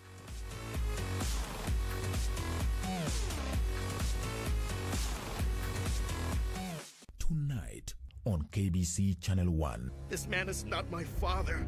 He's just a big phony. Show some respect. I'm your father. Respect is something you earn. Can there be life after death? I don't know, but there must be something. I can't accept it. Have you been noticing how your lover is fawning over his ex-wife now? Stop, Mom. Please don't start. That is what you get, because you had agreed to be that man's mistress. El paraíso In love with Ramon. Embakasi Utawala tuko locked. Ungem Autanyaururu Kasuku Massive. Jeshi ya Nyeri, Maua, Nakuru wako locked mbaya. Kigumo Ward na ambao wote wako ndani ya KBC Channel 1. Akulaliki Wednesday bila the ref. Mbotela Auta Idara Kitengela. Kiambu County 33 Pipeline Meru anawakilisha. Rongai Maboksa pale go down. Karatina Auta Mlolongo wana enjoy show. Lare Sub County Auta Githurai 45. Lanet Barracks tuko ndani yake. Okongo Auta Carnation Maragwa Seti Nairobi. Thika wako locked mbaya sana. Watu wangu wa Nakuru Ngwaro. Auta Gilgil. Live kutoka Mazeras Bahati Massive. Embo Thika Massive. Siaya Shikambi Kakamega Bungoma County. Kusia Boda Kisumu City. Malindi yote iko ndani ya the ref. When I'm in Kenya, I tune in to the rave. Get your mind brave, focus, conscious. Kenya. East Africa. Right. Keep it locked.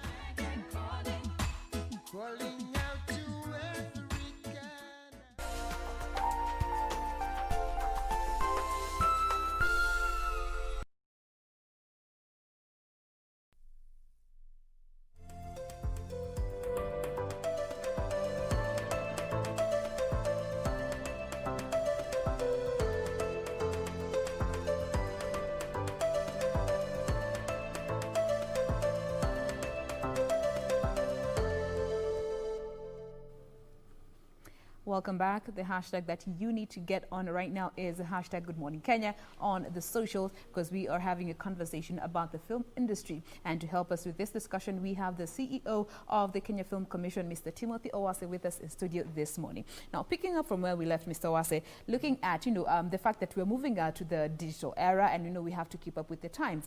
I understand the Commission has the e-film platform. Tell us more about that. Thank you. For a very long time, the industry has had a real challenge when it comes to licensing or general filming business, where before you kick off your transactions, you have to go around many offices. And as a way of providing a one-stop shop, we found it fit to set up an e-film shop, which is an online platform aimed at providing a simpler way of accessing these services. Assuming you want to access immigration services or national police, licensing or classification through your mobile telephony, you should be able to access the services that we are putting in place. And we are very hopeful that this is going to provide a solution that will address the problem which has been of perennial in nature. And that is what this is all about. So creators out there, you don't have to worry about going from office to office, from office to office, from every county. If you want to shoot in a specific county, you have to go register there, make sure you're known. All this will be available on the e-platform. Think about e-citizen.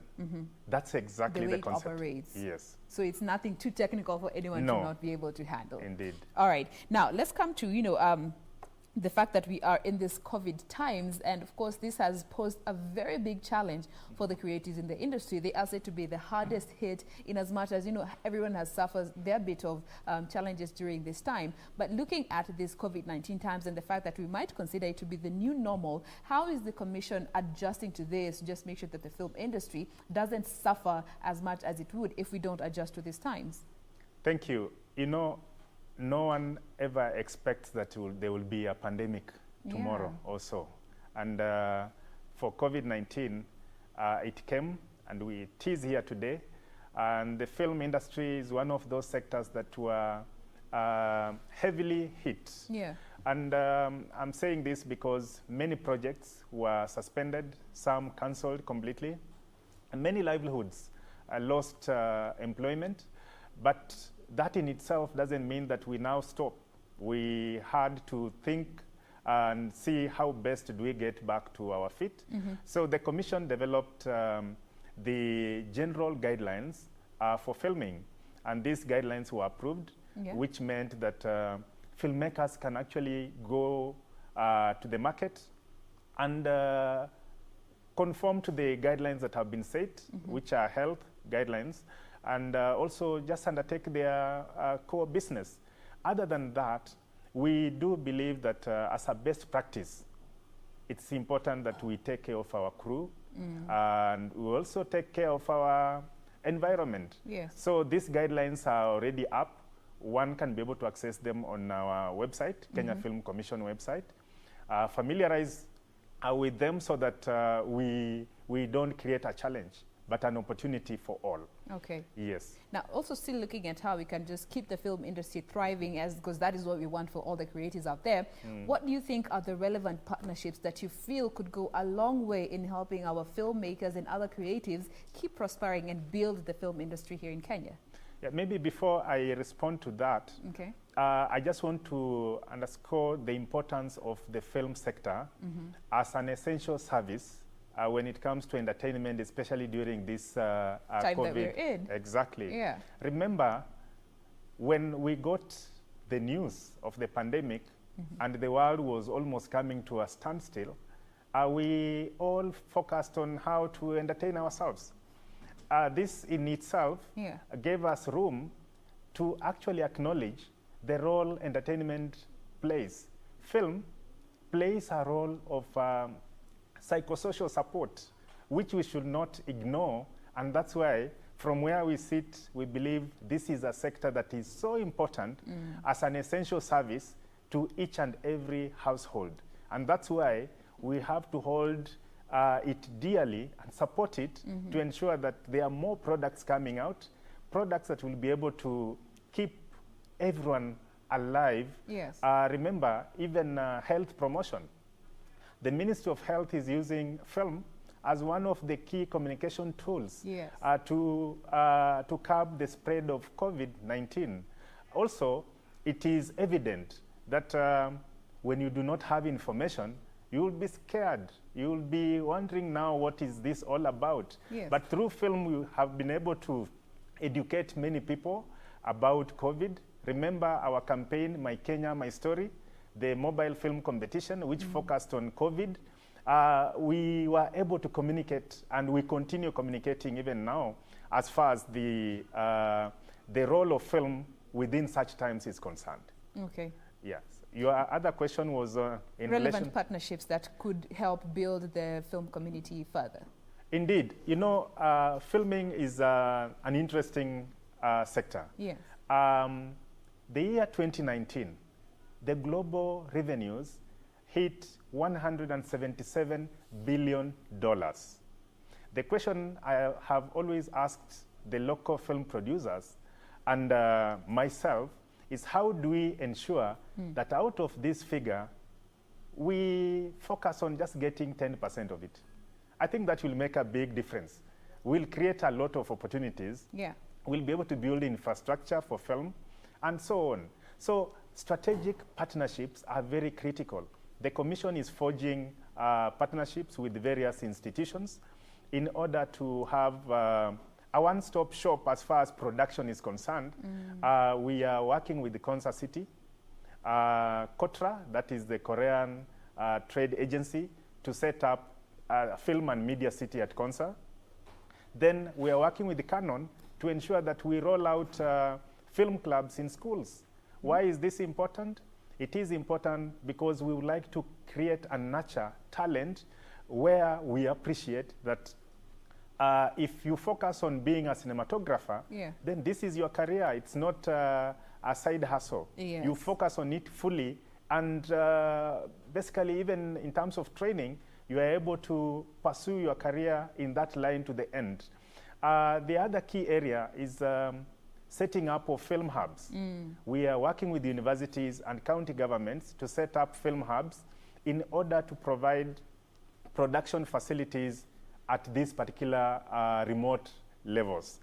The reason being, many Kenyans have been trained in this field. Yes. But they have not been enabled with the facilities to produce this content. So in support with the Department of Youth, we are looking at utilizing the youth empowerment centers so that we sensitize the youths to utilize these facilities, and also county governments to support in setting up as we roll out this program. Okay. With the possibility, if funds allow, to set up, let's say, in each constituency.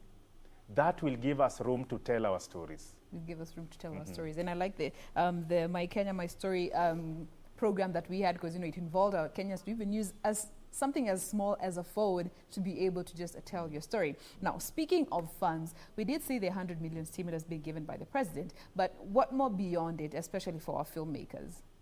Yes, with the 100 million stimulus package, the commission was very deliberate. Yes. And we were able to send out a call and really identify key projects that we could be able to fund, because initially there was no structure on how that money would be distributed. Yeah. So we had to find a clear mechanism. And as we speak now, most of those who got the money are currently in production, producing content that will be shared with the Kenyans. And of course, going forward, it's our intention to have this particular package continue. I believe the government is committed to have the 100 million shillings available to the commission every year, so that we are able to have this program sustainable. All right. Yes. Now, let's talk a bit about, the projects that the commission is currently undertaking that are geared towards enabling and empowering our filmmakers. And let's just start with the Kalasha Awards, which is all about, the filmmakers and actually submitting their content, for, it's not just about watching them, it's also rewarding them for what they're doing. Yes, we believe that the key practitioners within the industry, they provide a lot of good to this nation. Yes. I spoke about the film industry being able to attract tourists, providing economic benefits, for example, the employment opportunities, contribution to the exchequer. We talk about integration and cohesion, as well as building the national brand. Yes. So as we gear towards the end of the year, the Commission is currently calling for content creators to submit their entries to Kalasha Awards. And during the month of November, we are set to celebrate with them. The reason being, we want to appreciate the good work and also continue encouraging the practitioners to up the game in terms of the level of quality of productions that come out of this particular venture. All right.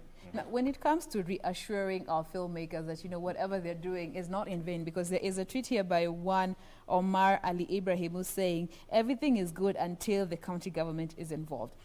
Given that you want to work with the counties to just get down to everybody, especially the filmmakers who are in the grassroots area, what assurance do they have that, they will get the necessary assistance and their films will actually get to see the light of day and being aired and, being put to good use? I wish to encourage and assure Omar that he should not worry at all, because as I said at the beginning, that the Commission is setting a strong foundation, a foundation that will not be broken by anyone. Our working with the county governments is very noble, and so far so good. We are growing in working with these economic blocks, because that is where the stories are. That is where we have to put the film hubs. That is where we'll have the 47 county stories coming from. We also believe that with proper laws, even at the county level, the bylaws at the county level, will be able to enable the growth of this sector. Remember, the national government is there to complement what the county governments will be doing as far as growing this sector is concerned. Okay. Think about the social halls or cinema theaters. We would like to encourage county governments to set up these avenues so that content can be consumed, and also provide an avenue where you can be able to express yourself through film. And I remember some of those when we were younger, I went to watch movie. Yes.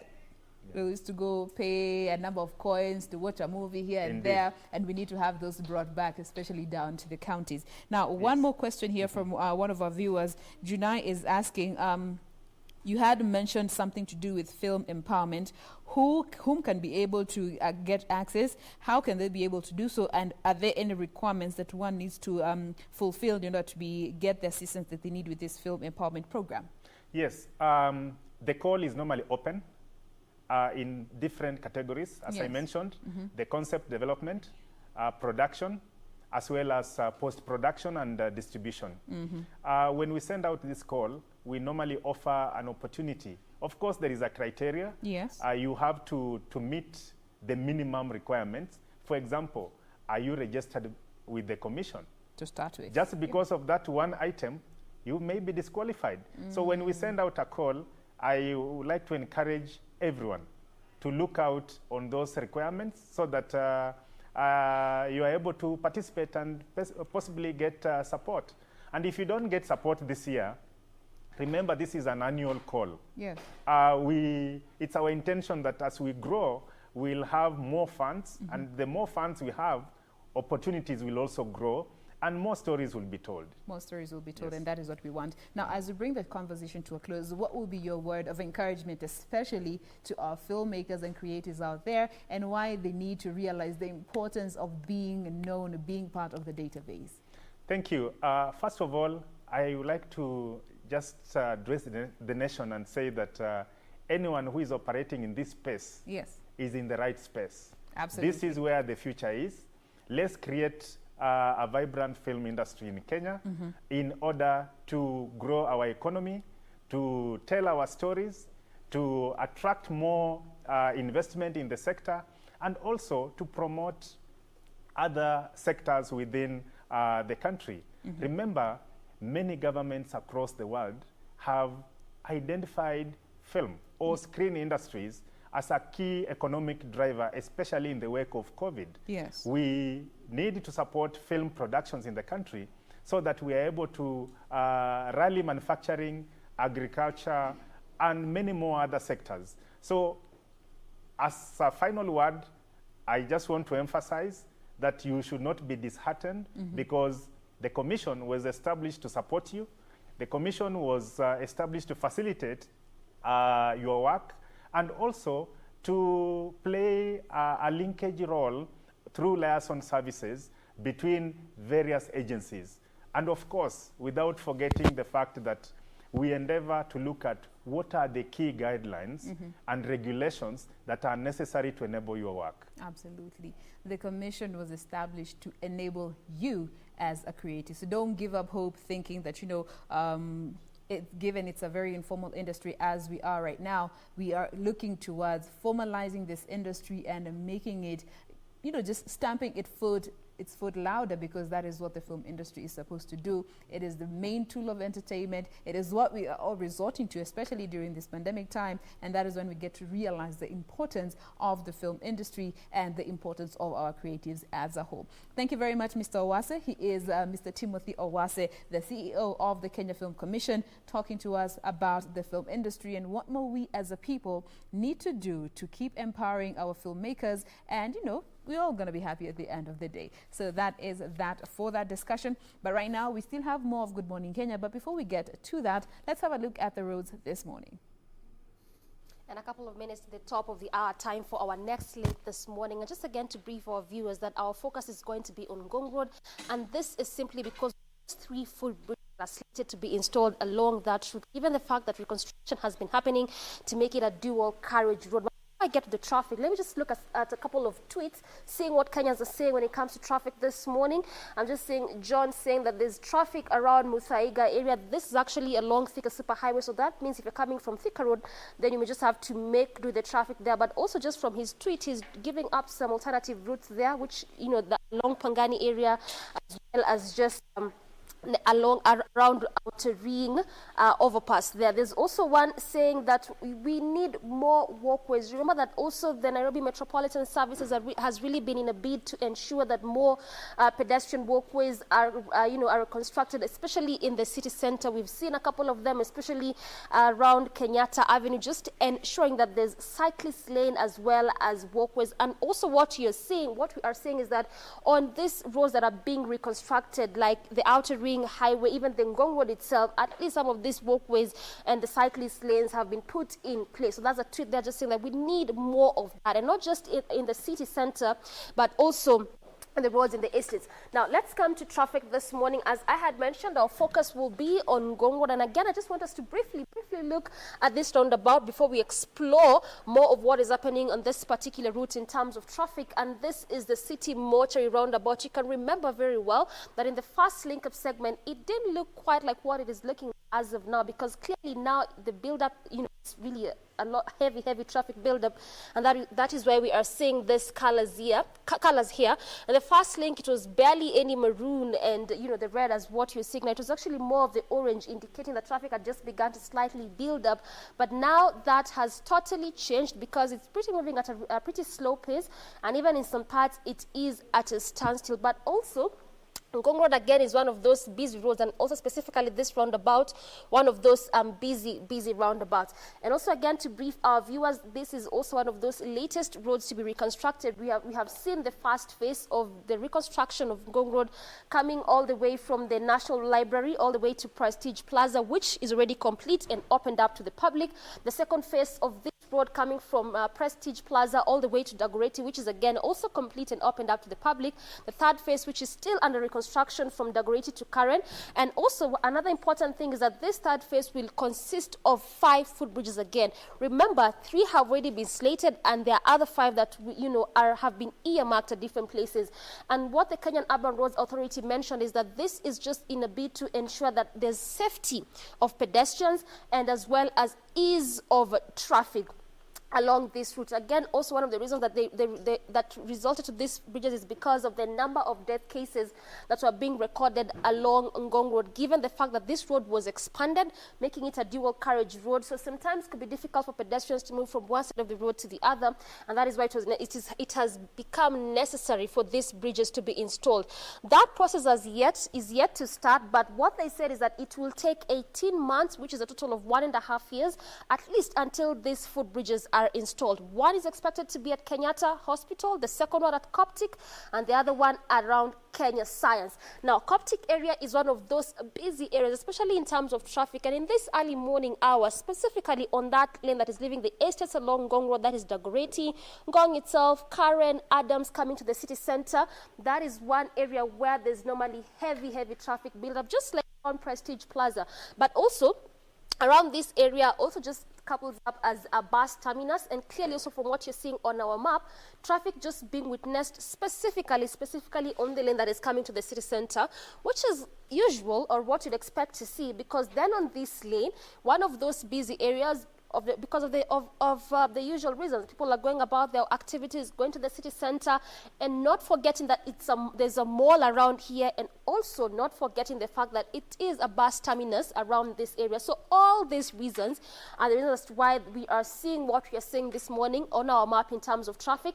And I keep telling you all the time that the reasons to why there's traffic there's actually different reasons as to why there's traffic on different roads, and specifically around this area it's because of all the reasons that I've just mentioned to you. And we can also see that on the other lane, this is not the lane that is leaving the city center, as you head over to Ngong as well, a bit of a traffic gridlock there, but not as much as the one heading to the CBD. But also it's because as you head over to the estates, it's not quite heading over to the estates, because again, also there's quite a number of businesses. Look at the malls that I'm talking about here, the large-scale businesses, the industries around Ngong Road, given the fact that, in terms of a number of activities, quite a number of them, especially along this route. Then again, also that is the reason as to why we are seeing traffic on both lanes. But on the other one, that is leaving the city center as you head over to Ngong, is not as much as compared to the one that is leaving the estates as you head over to the city center. Also around Adams Arcade roundabout, one of those busy roundabouts as well, just as City Mortuary, the same scenario, just like what is happening around City Mortuary roundabout. Traffic throughout the entire roundabout. But again, it branches off to a number of roads. And now, unlike City Mortuary roundabout, where it branches off to major roads such as Mbagathi Way, Ngong Road itself, going all the way to Valley Road, this one just branches off to some sleep roads. There's one Suna Road heading all the way to Kawangware. So in as much as, yes, it branches off to some minor roads, but clearly from what you're seeing, a bit of a gridlock there. So there's no any alternative routes for those that are applying this route going about their businesses. So that means you may just have to do the traffic around this area. So that's that this hour on our second traffic link-up segment.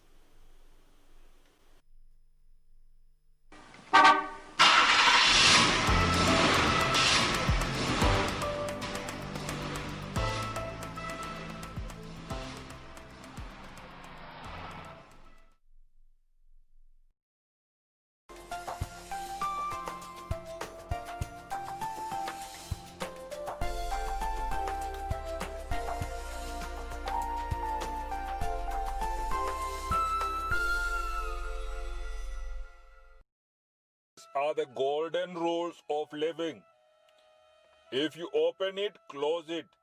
If you turn it on, turn it off. If you unlock it, lock it up. If you break it, admit it. If you can't fix it, call in someone who can. If you borrow it, return it. To get golden rules of life, bonyeza star 811 star 397 hash. Dial star 811 star 397 hash. People gonna say all kind of things about you. With them on, just shake up your hands. Tumushiye one done, tumushiye one. When your booty got show me now. Baby, one time. Bossy baby, give me 2 times. Full 180. Crazy.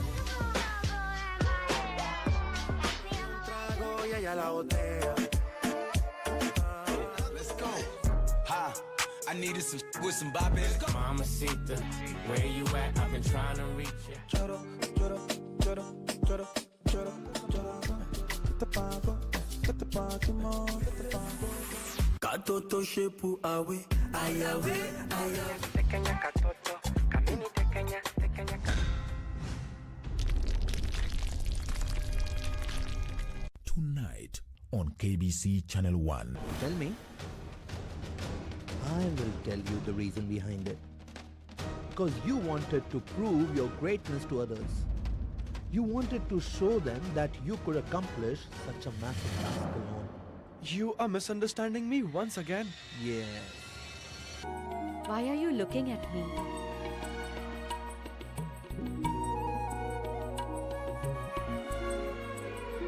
I was simply observing that even after suffering hardship for 14 years of your life, you have not changed at all. Tonight on KBC Channel 1. I'm sorry for everything that's happening. You probably don't expect this from me, but I hate seeing you and Wangui going through this. Are you set? Good. You have my confirmation.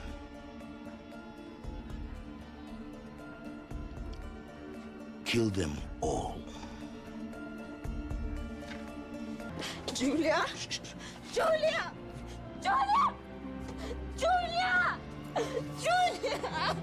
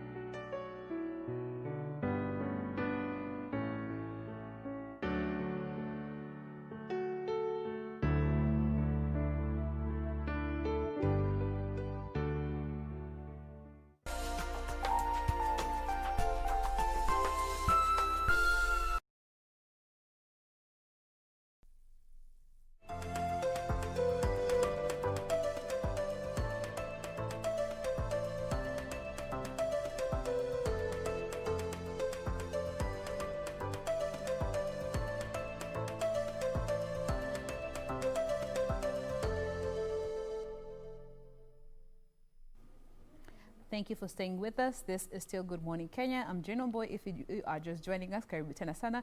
You are right in time for our final discussion for the day. And this is all about women who are at the forefront, bringing the change that we really want to see as a people in our society. And we welcome you to be part of this conversation using the hashtag Good Morning Kenya on Twitter. At Jane Boy is my handle across all social media platforms. My colleagues, you can find them as Doreen Arange, at Raymanyara, and at Sam W. Njoroge across the socials as well. So right now we have an amazing young lady with us in studio this morning, and what really amazes me about her is the fact that she's such a young lady who is doing phenomenal things out here. And that is why, you know, when we're starting this show, I was asking my colleagues what they were doing when they were 18, because some of the things we were doing are very questionable. But we are all here to just tell our stories and encourage another young person out there, even a grown folk out there, that, you know what, don't let your situation, don't let anything limit you when it comes to dreaming big and achieving those dreams. So with us in studio this morning, we have one young lady. She is Yvette Bonareri. Hi, Yvette. Hi. Karibu sana. Thank you. She is the founder and executive director of Okongwe Bora Welfare Society. Why? Titles. How do you feel when people say executive director, Okongwe Bora? Eh? How does that feel when you just hear your work being acknowledged and appreciated like this? I feel good, and I feel like I'm heading to the right place. Yes. Yeah. All right. How can guys find you on social media so they can also interact with you? At Okongwe Bora Welfare Society on all social media platforms. Yes. Yeah. All right. So what is Okongwe Bora Society all about? For the benefit of our viewers, what does the society do? The society basically cares and comforts the elderly people in many different ways. Yeah, so our work is just to help the elderly people. Yeah. Yeah. And what got you onto this journey, and when did you even get started? I've always had a passion towards helping the elderly people, but I officially started it when I entered high school. When I entered high school, I entered a club. It was called Social Welfare Society, and we'd visit the elderly people at Thogoto Home for the Aged every Sunday. So with that visiting, I developed a passion slowly, and I knew this is what I wanted to do. This is my passion. This is where I want to head to help the elderly people. Yes. Yeah, and after school, I decided I'm going to start a welfare society so that I can continue with helping the elderly people. Yeah. And what is it about the elderly that really got you to that point where you feel, I want to help this part of the population, I want to be part of them to see what they go through? What is it about them that got you onto this journey? I saw a gap. I saw that the elderly people are not, they're not, you know, so many people are there for the children, for the women, but people tend to forget the elderly people. And I saw that gap. And I know the elderly people are a blessing to our community, and they preserve the tradition. So they're a great part of our community. Without them, we'd not go far as a community. And looking at how you have been brought up, is there anything about that you feel also got you to do what you are doing and got you onto this road about loving the elderly? Yes, definitely. Yeah. I've always visited my grandparents back at home. I've always visited the elderly. I've always had that respect for the elderly since I was at a tender age. So I guess that is what showed me that they are a really great part of our lives. All right. Yeah. And looking at how this all started in high school, how were you able to do it? You know, you are still in school, you have to keep your grades up and also do this thing that you love to do, that, you know, and this entails going out of school. How were you able to do it? I was able to do it because in that club, I was the chairlady of the club, and I was like the head of the club, you know. I was the one organizing the visits, so I had to balance it, and I really loved doing it. I loved being the chairlady of Social Welfare Society, so I'd just find out my way towards those things. I'd visit the elderly every Sunday. We'd go as a group of people, we'd clean for them, and we'd make stories with them and do so many things with them. What form of support were you getting from your school, especially given that you're doing this in school, because this club is in school and, you know, the school has a say in what you do? How was the support then? They'd support us because, of course, going outside of school, you need permission from the school, and they'd give us the permission, and we'd contribute money as a school and as a club for the elderly people, and every end of the term, we'd buy some stuff for them and take to them, like brooms, you know, personal items that they might need, food stuff. Yeah, and they were really happy. Yeah. And your folks, how are they about this, given that you're doing this while you were in school? You know, because some of our parents, they get concerned when we are involved in so many other extracurricular activities, and especially this one that involves you going out of school at specific times during school time. My parents were very supportive. They are one of the most supportive people in the whole world. Like, they were really supportive. Even when I was in school, I told my dad, you know what, I want to start an organization or a welfare society, something that can help the elderly. And he was like, go for it, you know, go for it. I love that idea, and I am so with you in this. And he's been supporting through and through? Every time. Until where we are today. Yeah. And what about your friends? Because, I mean, in high school, we all have misguided priorities. And, you know, not everybody would want to be part of such a noble cause. Do you have a circle of friends that are there to encourage you and to keep you on track when they feel unenda otherwise?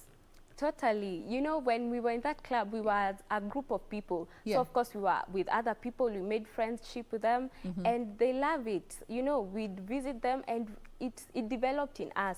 So many people tell me, when you have programs, please call me. I'm so willing to volunteer. So they're really supportive. Now, this idea to just form your own society, when did it come to mind? Was it when you were in high school or post-high school? Because you have mentioned it, you know, at one point you wanted to have your own organization for the elderly. Yeah, it was when I was in high school. In Form 3, I was speaking with my friend. She's called Joy Cherop. And she was like, Yvette, you love helping the elderly. This is what you really love. Why don't you start something that will still help the elderly outside of school? Since when you get out of school, you'll need something to continue with your passion. And I was like, yeah, I can do that, you know. And I talked to my dad. I told him, I talked to my friend. She told me this and this. And my dad was like, wow, that's amazing. I support you totally, and let's do it. And eventually you were able to do it. Yes. And let's talk about the name Ukongwe Bora. It has such weight to it. What was the reasoning behind, you know, just choosing this specific name for this company that you put together? Okay, at first, I was thinking of calling it Gisebe Bonareri, my name. But we sat down. To leave a legacy. Yeah. I sat down and I thought, let me put something that can also bring our culture in it, you know, like our Swahili culture, our African culture. You know, Kongwe means the aged, and Bora means Nzuri, you know. So it's like Ukongwe Bora. So I thought, let me put some Swahili there so that it can have an authenticity, you know. Yeah. Something that transcends time, something that will live beyond you. Yeah, totally. All right. Now, when you're interacting with your friends and even the people out there as you try to just help this part of the population, what are some of the most confused and, you know, misguided conceptions that people have about the elderly that you have come across at least? Okay, I have come across a lot of misguided, but most of them is like online. I read about elderly, how people think about the elderly, and you know how people think like the elderly don't know, they've grown old until they can't understand anything. Yeah. Some people, you know, even in Kilifi, some elderly people are being burned because they are practicing witchcraft. People are saying they're practicing witchcraft. And I was talking to an elderly person, he's a member of our society, and he was telling me in Kilifi, when you develop the white hair, you're being considered as a witch. So they tend to shave their hairs when you're elderly. So I think the misconception, the biggest misconception is that when you have white hair, you're a witch. That should never be taken in such a way, because when you have white hair, it's a blessing, you know. Yeah. Yeah. That is very sad, given some of us, when you see that white strand of hair, unakachunga. Even when you're combing your hair, you like slick it down before you comb the rest of it. Yeah. It's really sad that, you know, the elderly get to face such, you know, misguided thoughts from the people, and we ought to do better as a people. Now, coming back to, you know, when you wanted to now put this organization in place, this is now post-high school, yeah? Yeah. How did you go about it? Because, you know, you're pretty young. Of course, you needed to go the legal way to make sure that you are legally recognized as a society. How did you go about it? I found out where they register, and my dad knew societies are registered under the Act at Sharia House. Yes. And so I started going to Sharia House to inquire, where do I register, you know, what do I do? Then it took me about 2 weeks 2 to 3 weeks. So I learned how you register, the procedure you follow, and I'd go there every day until I finished the whole procedure, and I got done with it, and I got the registered document. All right. Yeah. Now, as you are also starting up as a company, you know, startups always have the hardest time, and it's say the first 3 years are the make or break of any company. When you were starting up your society as an organization, what are some of the challenges that you have encountered post-registering that you know you were not alive to when you were in high school? Concerning the elderly. Okay, the challenges. Yeah. Okay, right now there are many challenges considering the COVID-19. You know, you're not supposed to interact with a lot of elderly people because they are really at a high risk of getting they're really vulnerable, and their immunity is low, so you can't engage with them so much. So helping them has been tough, but I've been still donating some little stuff to some elderly people. Yeah, but it's been challenging, but we still do what we can. You still do what we can. Yeah. And now that you are, you know, out of school and you're able to visit more of the elderly homes that we have in the country, what is the state of, you know, some of the homes that you have been able to visit? The homes, they're not at the best state, but they're really trying, you know, considering that there is no home for the elderly that is built by the government. And all of them are by organizations, by churches, or a group of people, you know, but there is no government home. So I think that really trying, because these are people who have come up, these are organizations who have come up to bring homes for the elderly people, and they're really trying, because I feel like they don't have enough funding, and yeah. Are they enough to start with? The ones that you, at least the ones that you know of, are they enough looking at the numbers that are of the elderly that are in these homes that you have been able to visit? No, the homes are not enough. They're not yet enough, because the elderly people are a lot. There are a lot. I read the estimation of the elderly. In 2011, there were about 1.7 million. And I think those, and so many elderly people are still in the streets, you know. I feel like they need to build more homes. Mostly the government need to build homes for the elderly, because they built for the children, and they've done all this for children, for women, so they need to look out for the elderly people. Yeah. And looking at this, you know, the homes that you have been able to visit, and you know, we always have people who are looking to help be part of the community and assist, but they don't know how to go about it. Now, looking at these homes that you have been able to visit, what form of assistance do you feel that they really need the most? Right now, I was hearing a complaint that, you know, when the homes are opened and you visit, most people donate a lot of things, food stuff. So I was hearing complaints. The homes are saying that they're not getting funding because people are not coming to visit them due to this COVID-19. Yes. And I feel like people should donate mostly foodstuffs. Yeah, because that is what they really need, and maybe things like bed sheets and blankets. Yeah. So if you're out there and you're wondering what you can do when it comes to being part of the community and assisting, look at these elderly homes that are out there. Most of them are suffering, especially now during this pandemic, because there's limited interaction, human interaction for that. You know, they don't have the company that some of them may be used to, and pegging that, of course, with these other challenges, including, you know, the lack of funding, lack of, you know, daily needs. And if you're out there and you're wondering how you can help, look at how you can be able to just contribute when it comes to finances, foodstuffs, beddings, and the things that a human basically needs. These are things that you could be able to send through and be part of the process when it comes to assisting the elderly. Now, when you go to visit, you know, these the elderly, when you are at their homes, what kind of problems have some of them faced that they get to share with you that, you know, are really a problem in the society that we need to talk about? And why most of them are even in those homes? Most of them have been abandoned by their children and families, and most of them go through loneliness, a lot of loneliness, because they're there, and you know, and I've talked to some of them, and some of them have told me that they found themselves there because their children left them. Their children took their land and went away and left them there, and they didn't have a place to go, so that was the only place they could go. Yeah. Now, after hearing such stories, is this what prompted you to putting together this bill that you put together? Yes, definitely. I'd go visit them every Sunday, so I shared a lot with them, and I saw that gap in so many things. Yeah. Now, tell us about this bill that you have put together. For the benefit of our viewer, just give us the details of what it entails and what it's supposed to do if it actually goes through.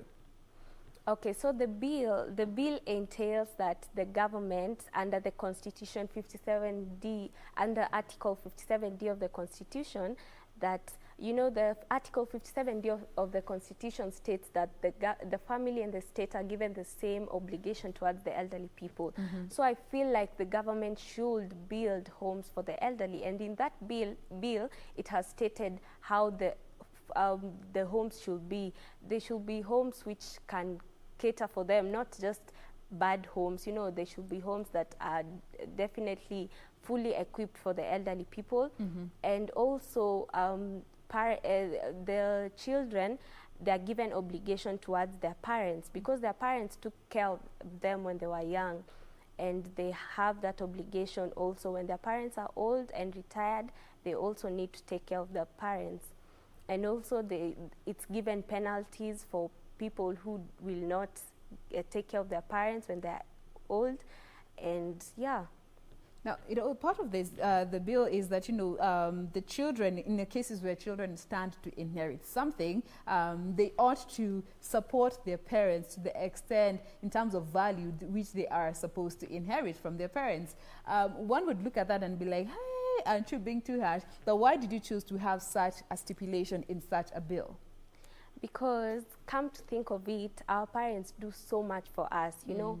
And when we grow and we become independent, we tend to forget them, and we're like, you know, our parents, we leave them, and you've seen elderly people who are abandoned by their children, and yet they paid school fees for their children. They did everything for their children. They took care of them until they became independent. I feel like you should take care of your parent the way she took care of you, you know, when you were young, and she did all that without asking anything in return. Then you abandon them. I don't think it's harsh. I feel like it's the proper way to do things. It is the proper way to do things. I like how you're saying that with this authority and firmness to it, no stuttering, because it's the way we should go. Yeah. And also when it comes to educating the elderly about their rights and knowing how to protect their property, especially, what do you think needs to be done to just make sure that they are not, in cases where, you know, we have children who, you know, abandon them and take all their property and run away, how can we protect our elderly when it comes to giving them information? I think that's why I put the bill there, because I feel like some parents, I think they give up on their children. They feel like, you know, my child left me, maybe I wasn't good enough, but you did all that until she was well off and went, you know. So I feel like we should tell them your rights. We should tell them blankly, this is your right, this is what the children is supposed to provide to you, you know. Yeah. All right. Now, when it comes to people who may be in the presence of, you know, they have come across an elderly person who has been abandoned and they don't know where to take them, what are some of the homes that you know that are welcoming the elderly and are able to take care of them, and what are the conditions that, you know, you need to satisfy to bring an elderly person in some of these homes? Okay, I have not yet fully known the procedure of taking the elderly people to the homes. Okay. But from the home that I normally visit, I was told that you pay 30,000 to bring an elderly person inside there. For every elderly person you bring? Yeah, for every elderly person you bring, and that is what I saw as a challenge, because when you rescue an elderly person, 30,000 is a lot of money for some people, you know. So in the future, I'm hoping to really be able to build a home for the elderly, which will cater for them fully. Yeah. And also looking at what, you know, of course, these people have many needs, and so many of them are not really addressed. Looking at the county governments and also the national government, how can they be able to assist this whole process of making sure we have enough homes for our elderly, and not just homes, but decent homes for them?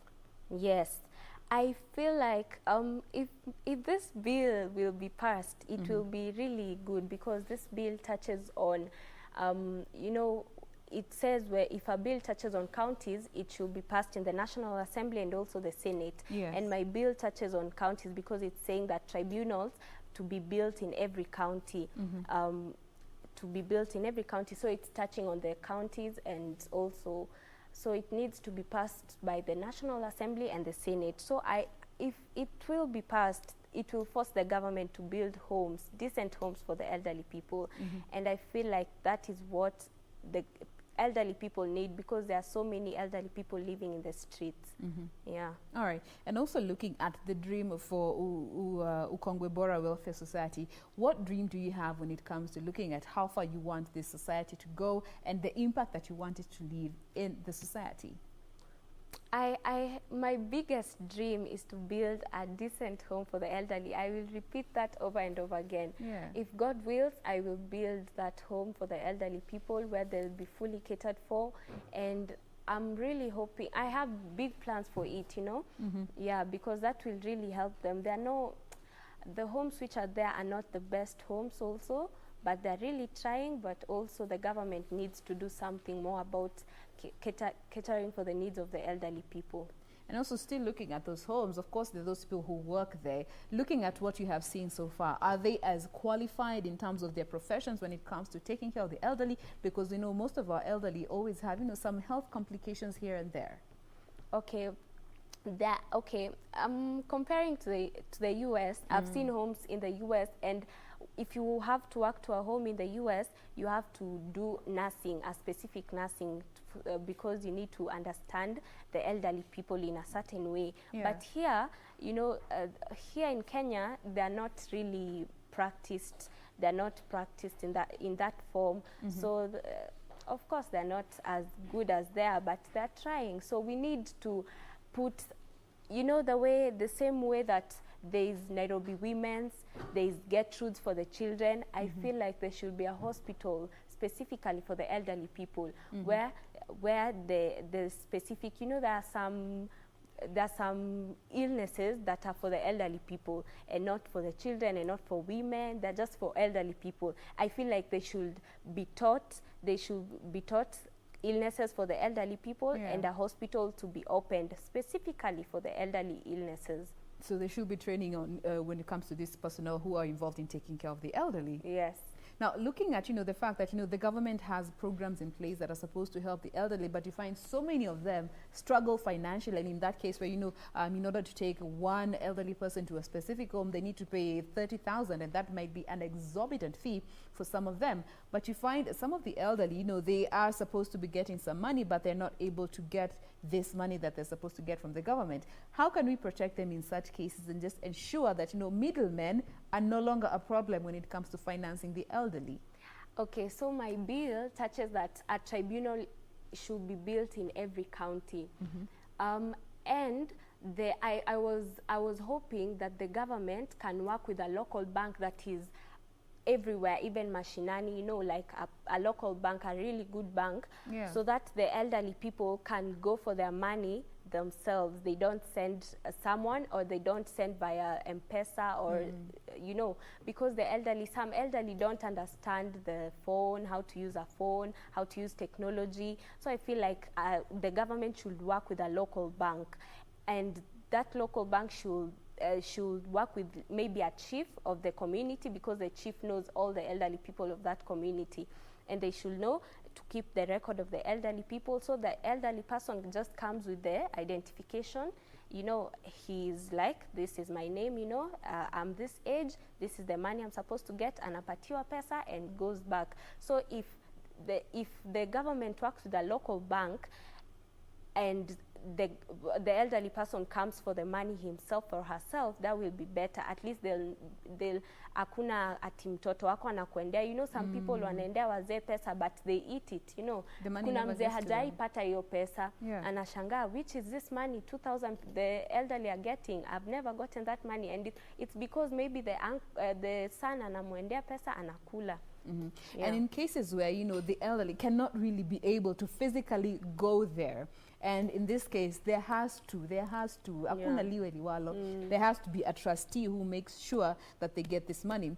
How do you think we can ensure authenticity of these trustees such that when they get the money, it is given, it actually makes its way to the elderly person, ensuring their authenticity? I think if the government will work with a local bank, I think the bank should send someone specific. The bank should be the one sending someone, because they are working with the government. They send someone, they say, this is for this elderly person, make sure it reaches. If it doesn't, it is accountable to you. It will come back to you. You'll be the one accountable for the money. All right. Now remember, we are talking to Yvette Bonareri. She is the founder of Ukongwe Bora Welfare Society, a society that is all about taking care of and, you know, nurturing the elderly in the society, a part of the population that has for a long time been neglected. And just hearing from what she's saying, some of the stories that they get to share with her at these homes, they are heartbreaking, because some of them are in these homes because of their children, and which, you know, goes contrary to, you know, the African way of living. You know, we are known to take care of our elderly, as opposed to parts of the population that, you know, ukifika miaka fulani, you're thrown into a, you know, a nursing home because there's no one able to take care of you. Contrary to what is supposed to be, we are now seeing a situation where so many of our elderly are being left to cater for themselves. Some are being abandoned, swindled of their property, and it's so sad that, you know, it is the children in most cases, or rather family members, that are doing such vices. And we welcome you to be part of this discussion. You can share with us your thoughts, especially if you are looking to assist in this whole conversation about the elderly. Just make sure that they are taken care of as they are supposed to. We welcome you to be part of this discussion. We'll be looking at that in a minute. The hashtag is Good Morning Kenya. My handle is Jane Wamboi, at Ray Manyara, at Dorina Range, and at Sam W. Njoroge are our individual handles across the socials. And right now, before we even get to continue with the discussion, let me cross over to the other side of the studio. Doreen, what is happening on the socials? Over to the other side. The other of side. the studio. Of the studio. All right. Now, I want us to look a bit about what is happening on the social media in terms of feedback, especially in regards to that conversation, a beautiful conversation in terms of taking care of the elderly. But just before I go to Twitter and Facebook, I had seen a certain tweet where someone was asking in terms of training, and which I'd love to pose to our guests just before we get to look at the comments. When someone talks about proper training of people to know how best to treat the elderly, break it down for us. What exactly do you mean by that, and how does this training look like? Yvette, maybe you could take that when it comes to, at least from what you have seen, you know, in some cases, mtu hana job anaenda tu in an elderly home and say, mi nataka job, and maybe they do not even know what these elderly people need. When it comes to their training, what do you feel is vital for that job? I feel like they should take a course specifically. I've forgotten the name of the course, but it's a course for the elderly people, for you to understand the elderly people. Nursing care? I think it's something to do with nursing care. Yeah, I'm not sure of the name, but it's a course for the elderly, purely for the elderly. And some people teach it. I think you should take the course for it, and you should do also nursing. You know, there's some things people are going to do, and they've not even learned about anything about the elderly people. Yeah, I was talking with someone, and she was telling me to understand the elderly. I was talking with a professor, and she was telling me her mom is a 92-year-old. And to understand her, it's difficult, but she's stayed with her and she's really understood her. And I feel like if you really want to understand someone well, you should live with them. So if you want to understand the elderly well, I feel like you should stay with them. Maybe go stay with your grandparents for a while, and you get something from them. All right. Yeah. D? All right, now before I get to the feedback on Twitter, let me start with Facebook. I'm just seeing a couple of people saying that, yes, they're watching from different parts of the country. There's Geoffrey saying that he is watching from Naivasha, loving the show. Gail saying that actually it's Fro Van saying that she is watching from Amsterdam and loving the show. So a couple of you just saying that you're watching the show from different parts of the country and you are loving what you are seeing. But now coming to Twitter, at Free Viral saying that he saw an old woman struggling to get across the street and did something awesome, and this is in regards to helping this person. And again, just before I try to look at some more feedbacks, again, to our guest, posing that to our guest, do you feel like this should be more of a collective responsibility, whether we are proper trained or sometimes not even that proper trained, that when you see an elderly person, we just take an initiative to help them? If it's in crossing the road or if they need help, do you feel like we need to take an initiative as people, as society, in helping these persons? Yes, definitely. The elderly people are a blessing to our society. It's a community. So as a community, we should take that responsibility as a whole community. And I feel like there's some acts of kindness that really touch someone and they leave you with a lot of blessings. You might not realize it, but they will. Like that one who's saying that she helped the elderly person cross the street. And there's even a time I was somewhere and it was a supermarket which has stairs, and I saw this elderly man struggling to walk with crutches, and he had crutches and he was struggling, and I was like, naweza kusaidia mzee? He was like, I'm good, but Mungu akubariki sana, thank you so much. And I felt so good, you know, like the goodness that comes with helping someone. It's the best feeling in the world. Yeah. Wow. Yo, barikiwa, that's a blessing in itself. Wow, I like that, the goodness that comes with helping someone. Let me now get to one last tweet. This one just says that we need to stop or reduce the integrational age gap by changing the attitudes of young people. And again, I'll just pose it to our guests. Do you feel like, especially we as young people, we've sort of looked like at the elderly as people that you are old, you had your chance to be young, so now you are old, deal with it? Yes, definitely. Okay, I met someone who was saying they don't like wazee because wazee wanasumbua sana. You will just be walking there with your crop top, upatane na mzee akwambia, na hiyo tumbo. Why you exposing it? Unaonyesha watu nini? You know. So I met someone and he was saying, I don't like wazees, I don't like them. And I feel like you should change your attitude. You should check the goodness in people, not the negative side of people, the positive side of the elderly people. And the elderly people are they're really fun. You can sit to them and talk to them, listen to their stories and hear of the good times, the young times they had, and things were interesting those times. And I feel like you should always look at the positive side of everything. Yeah. Yeah. All right. D. Okay, just one last one, saying that our goal is to stop the elderly from getting abused or neglected. Ultimately just means that it is our responsibility to take care of the older person. So that's the when it comes to the feedback, especially on Twitter in regards to that conversation. But keep them coming, whatever your questions might be, whatever your feedback is, just as Jane mentioned, our Twitter handles, that is where you can talk to us and tell us anything about the conversation as well as what your feedback is in regards to this conversation. Jane. All right, and I can see Selector Arafat hapo hivi amesema home care management is the name of the course that you need to take up if you want to be one of the caregivers that, working in these homes for the elderly. Once again, that is home care management. That is on Twitter. You can look it up to just see what it entails, if it's something. And I know these courses are very short. It's something you can do even online, do a test, get certified, and you're able to, be able to get a job when it comes to taking care of the elderly in society. I also see, let me get this tweet. Where is it? Imepotelea mbali.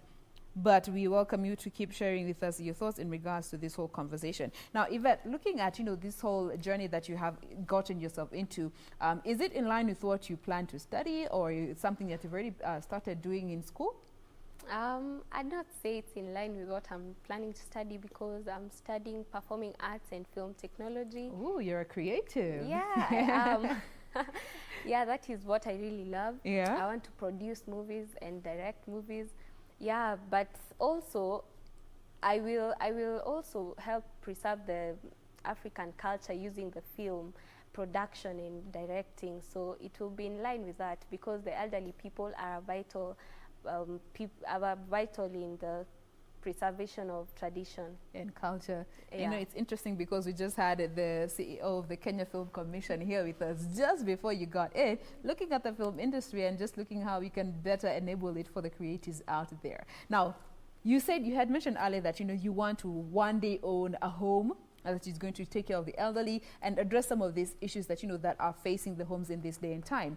What is it that you are looking to do different with the home that you hope to build one day that is not being done right now?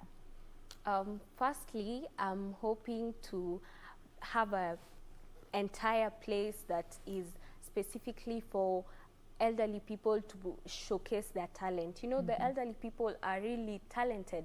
They can paint really well, and they paint not using technology at computers. They paint using their hands. They weave, they make baskets. They have a lot of talent, and I feel like I need to put a place for them to showcase their different talents. Also, I will put a place for them to tell their stories, to share their stories, because I feel like with time the stories of the elderly people are going down slowly, like the culture, the tradition, people are even forgetting their mother tongue. People are forgetting how the traditional weddings were done. I feel like they should share their stories and share their good times when they were young, and that is a different sector. So I'll also have a place where they share their stories, where to preserve tradition, basically. Then I want to occupy elderly people of all religion, or everything. So I want it to have a mosque, to have a church, and to have a temple, to have everything, so that it can be able to cater for every religion.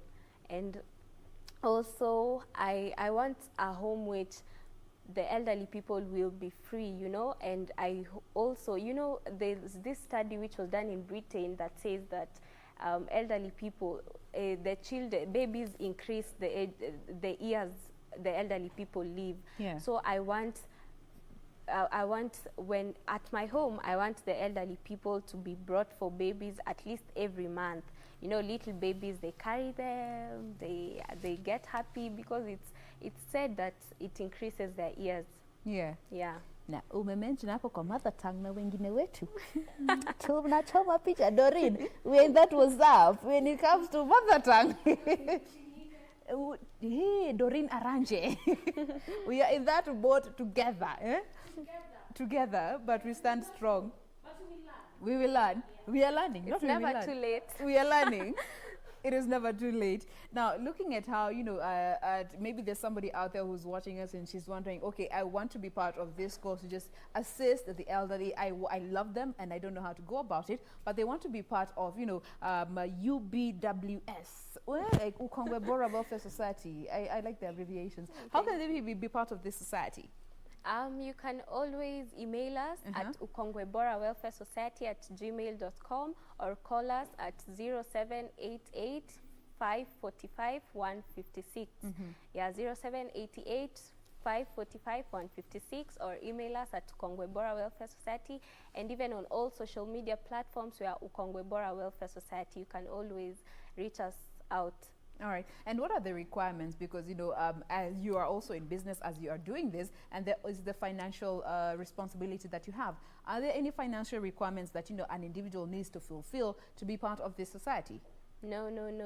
We don't have financial requirements. We depend fully on donors and good well-wishers to donate for us. If you feel like you want to volunteer and you have nothing, you have no money, you can just come. We'll visit a home, we'll clean for them, and we can do what you're able to do. All right. Yeah. And so I want to know, what do your parents think about this whole venture that you are on? Your grandparents specifically. My grandpa, I've not talked much to them about Ukongwebora, but I feel like they are really proud of it, because they always say, unatutetea, wewe ndio unatutetea, you know, you're the one for us. They're really happy. I feel like they're happy and they're proud. Yeah. Mochichana yetu. Now, when you're going to visit, the elderly, you don't just always go kama umesimama, si ndio? You always go with something, as little or as much as it may be. And maybe somebody is watching us and wondering, okay, I want to go with you when you're going to visit, a specific home, or you're just going to help. When do you do this, and how and what form of, assistant or mukono do you feel is important and can go a long way in helping these homes that you go see? Before COVID-19, we'd visit the elderly at least once in 2 weeks. But now we don't visit them much. We visit elderly people who are not at a home, who are just living on their own. And we take, I like taking for them food stuff, and clothing. I've also, my dad also gave me, my parents and my mom and my dad gave me their old clothes. I took for them for some elderly people, and they were really happy. So I feel like food stuff and the little things you can bring, the old clothes your parents were using and they're not using now, that will. And even company in itself, to just go see them, talk to them, spend time with them. People never know what the elderly go through, and they go through a lot of loneliness, and that leads to depression. And most of the elderly people are depressed. If you don't see them, they're depressed. They're just like, oh, I'm lonely, I don't get someone to talk to. So it's really good if you go and talk to them and share with them stories and let them share for them. They know a lot and they've seen a lot, so kuona mengi, kusema mengi in this case. So you don't always need to just have to go deep in your pocket if you're not able to be able to go visit these homes. Sometimes they just need company, as you've mentioned. Go see them, talk to them, hear their stories. That company means a lot to them. All right. Now, as we bring this conversation to a close, looking at the young people as a general part of the population, what is it you think that we need to do to just change this narrative about distancing ourselves from the old people because they are boring, they're not as entertaining, when we need the hype to keep living life? How can we bridge this gap between the young and the elderly? Okay, I mentioned that in everything, you should take the positive side of everything. Don't look at the elderly people as a burden. Maybe you feel like they're boring. No, just take the positive side and look at the good things the elderly can offer you. And grandparents are really nice. When even your parents does something to you and you snitch them to your grandparents, imagine they'll change. They're really nice, by the way, and you can always do something good. You can always share with them anything you feel like sharing and have a good time with them. My daughter snitches on me. Looking at we as the media, what role do we think we can do to just change that narrative? Because most of what we show, we rarely show situations where young people are spending time with the old and showing the good bits of it. What more do you think we as the media fraternity, given that we are the watchdogs, we are the we set the agenda for most of what is happening in society, how can we change this whole conversation about the elderly people? I think you should cover more stories of elderly people, mostly when they're interacting with us, the youth and the young people. When we were in school, we'd have something called Oldies Bash. So we'd go every end of the term.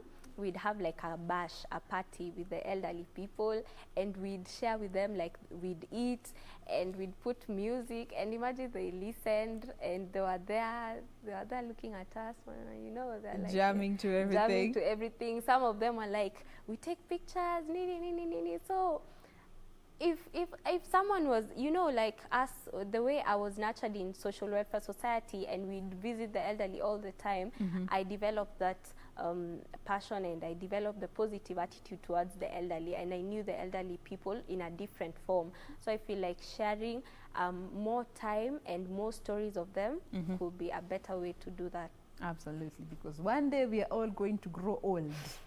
And you will want somebody to spend time with you and keep you company and take pictures with you. So why don't you start paying it forward now? By the time you get to that ripe age, you are reaping the benefits of your good acts when you are younger. All right. Yeah. Now, I understand there's a time before pre-corona, you were organizing a pageant for the elderly. Yes, I was. A pageantry. Tell us more about that. I wish Corona didn't come, but oh well. God has his plans. It was a beauty pageant, and Yeah. I was planning for some elderly people to dress up and showcase their talent, you know, and I feel like that could open the mindset of young people to feel like, you know how young people feel like the elderly people are just boring, but some of them really like these things.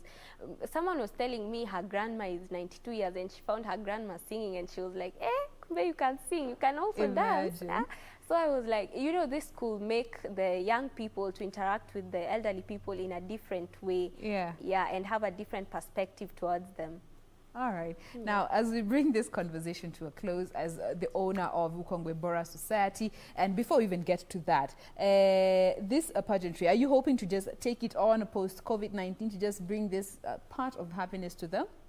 Definitely. I'm hoping to do that, and I'm hoping for it to be an yearly event. Yeah. An annual event. Every year there's a beauty pageant here, every year there's a beauty pageant here. And I was thinking that, they're showcasing their talent and they are doing their thing, and the winner, maybe I'll take a group of 10 elderly people to showcase their different talents and dress up and do the beauty pageant, and the winner to go with the trophy. So the next year, the winner will take the trophy from the one who had it. The other year, the winner will take it. So it will be an yearly event. Absolutely. Yeah. And in order to make all this come to life, and of course many other dreams that you have for Ukongwe Bora Society, what would be your message to our youth, especially who are watching us this morning?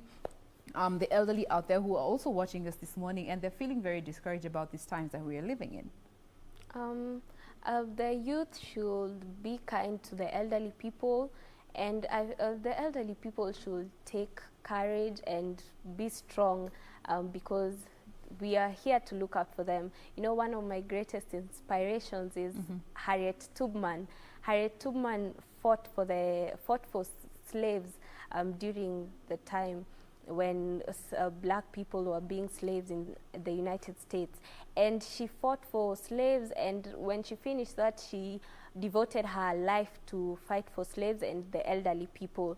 So she really encourages me, and the elderly people should be strong, knowing that we are looking out for them. There are people looking out for them, and we will do what it takes to look out for them and be there for them always. Always. Yeah. And there's one Kelly here on Twitter who's asking, what is the most memorable times you have ever had when you visit the elderly in the homes that you've gone to?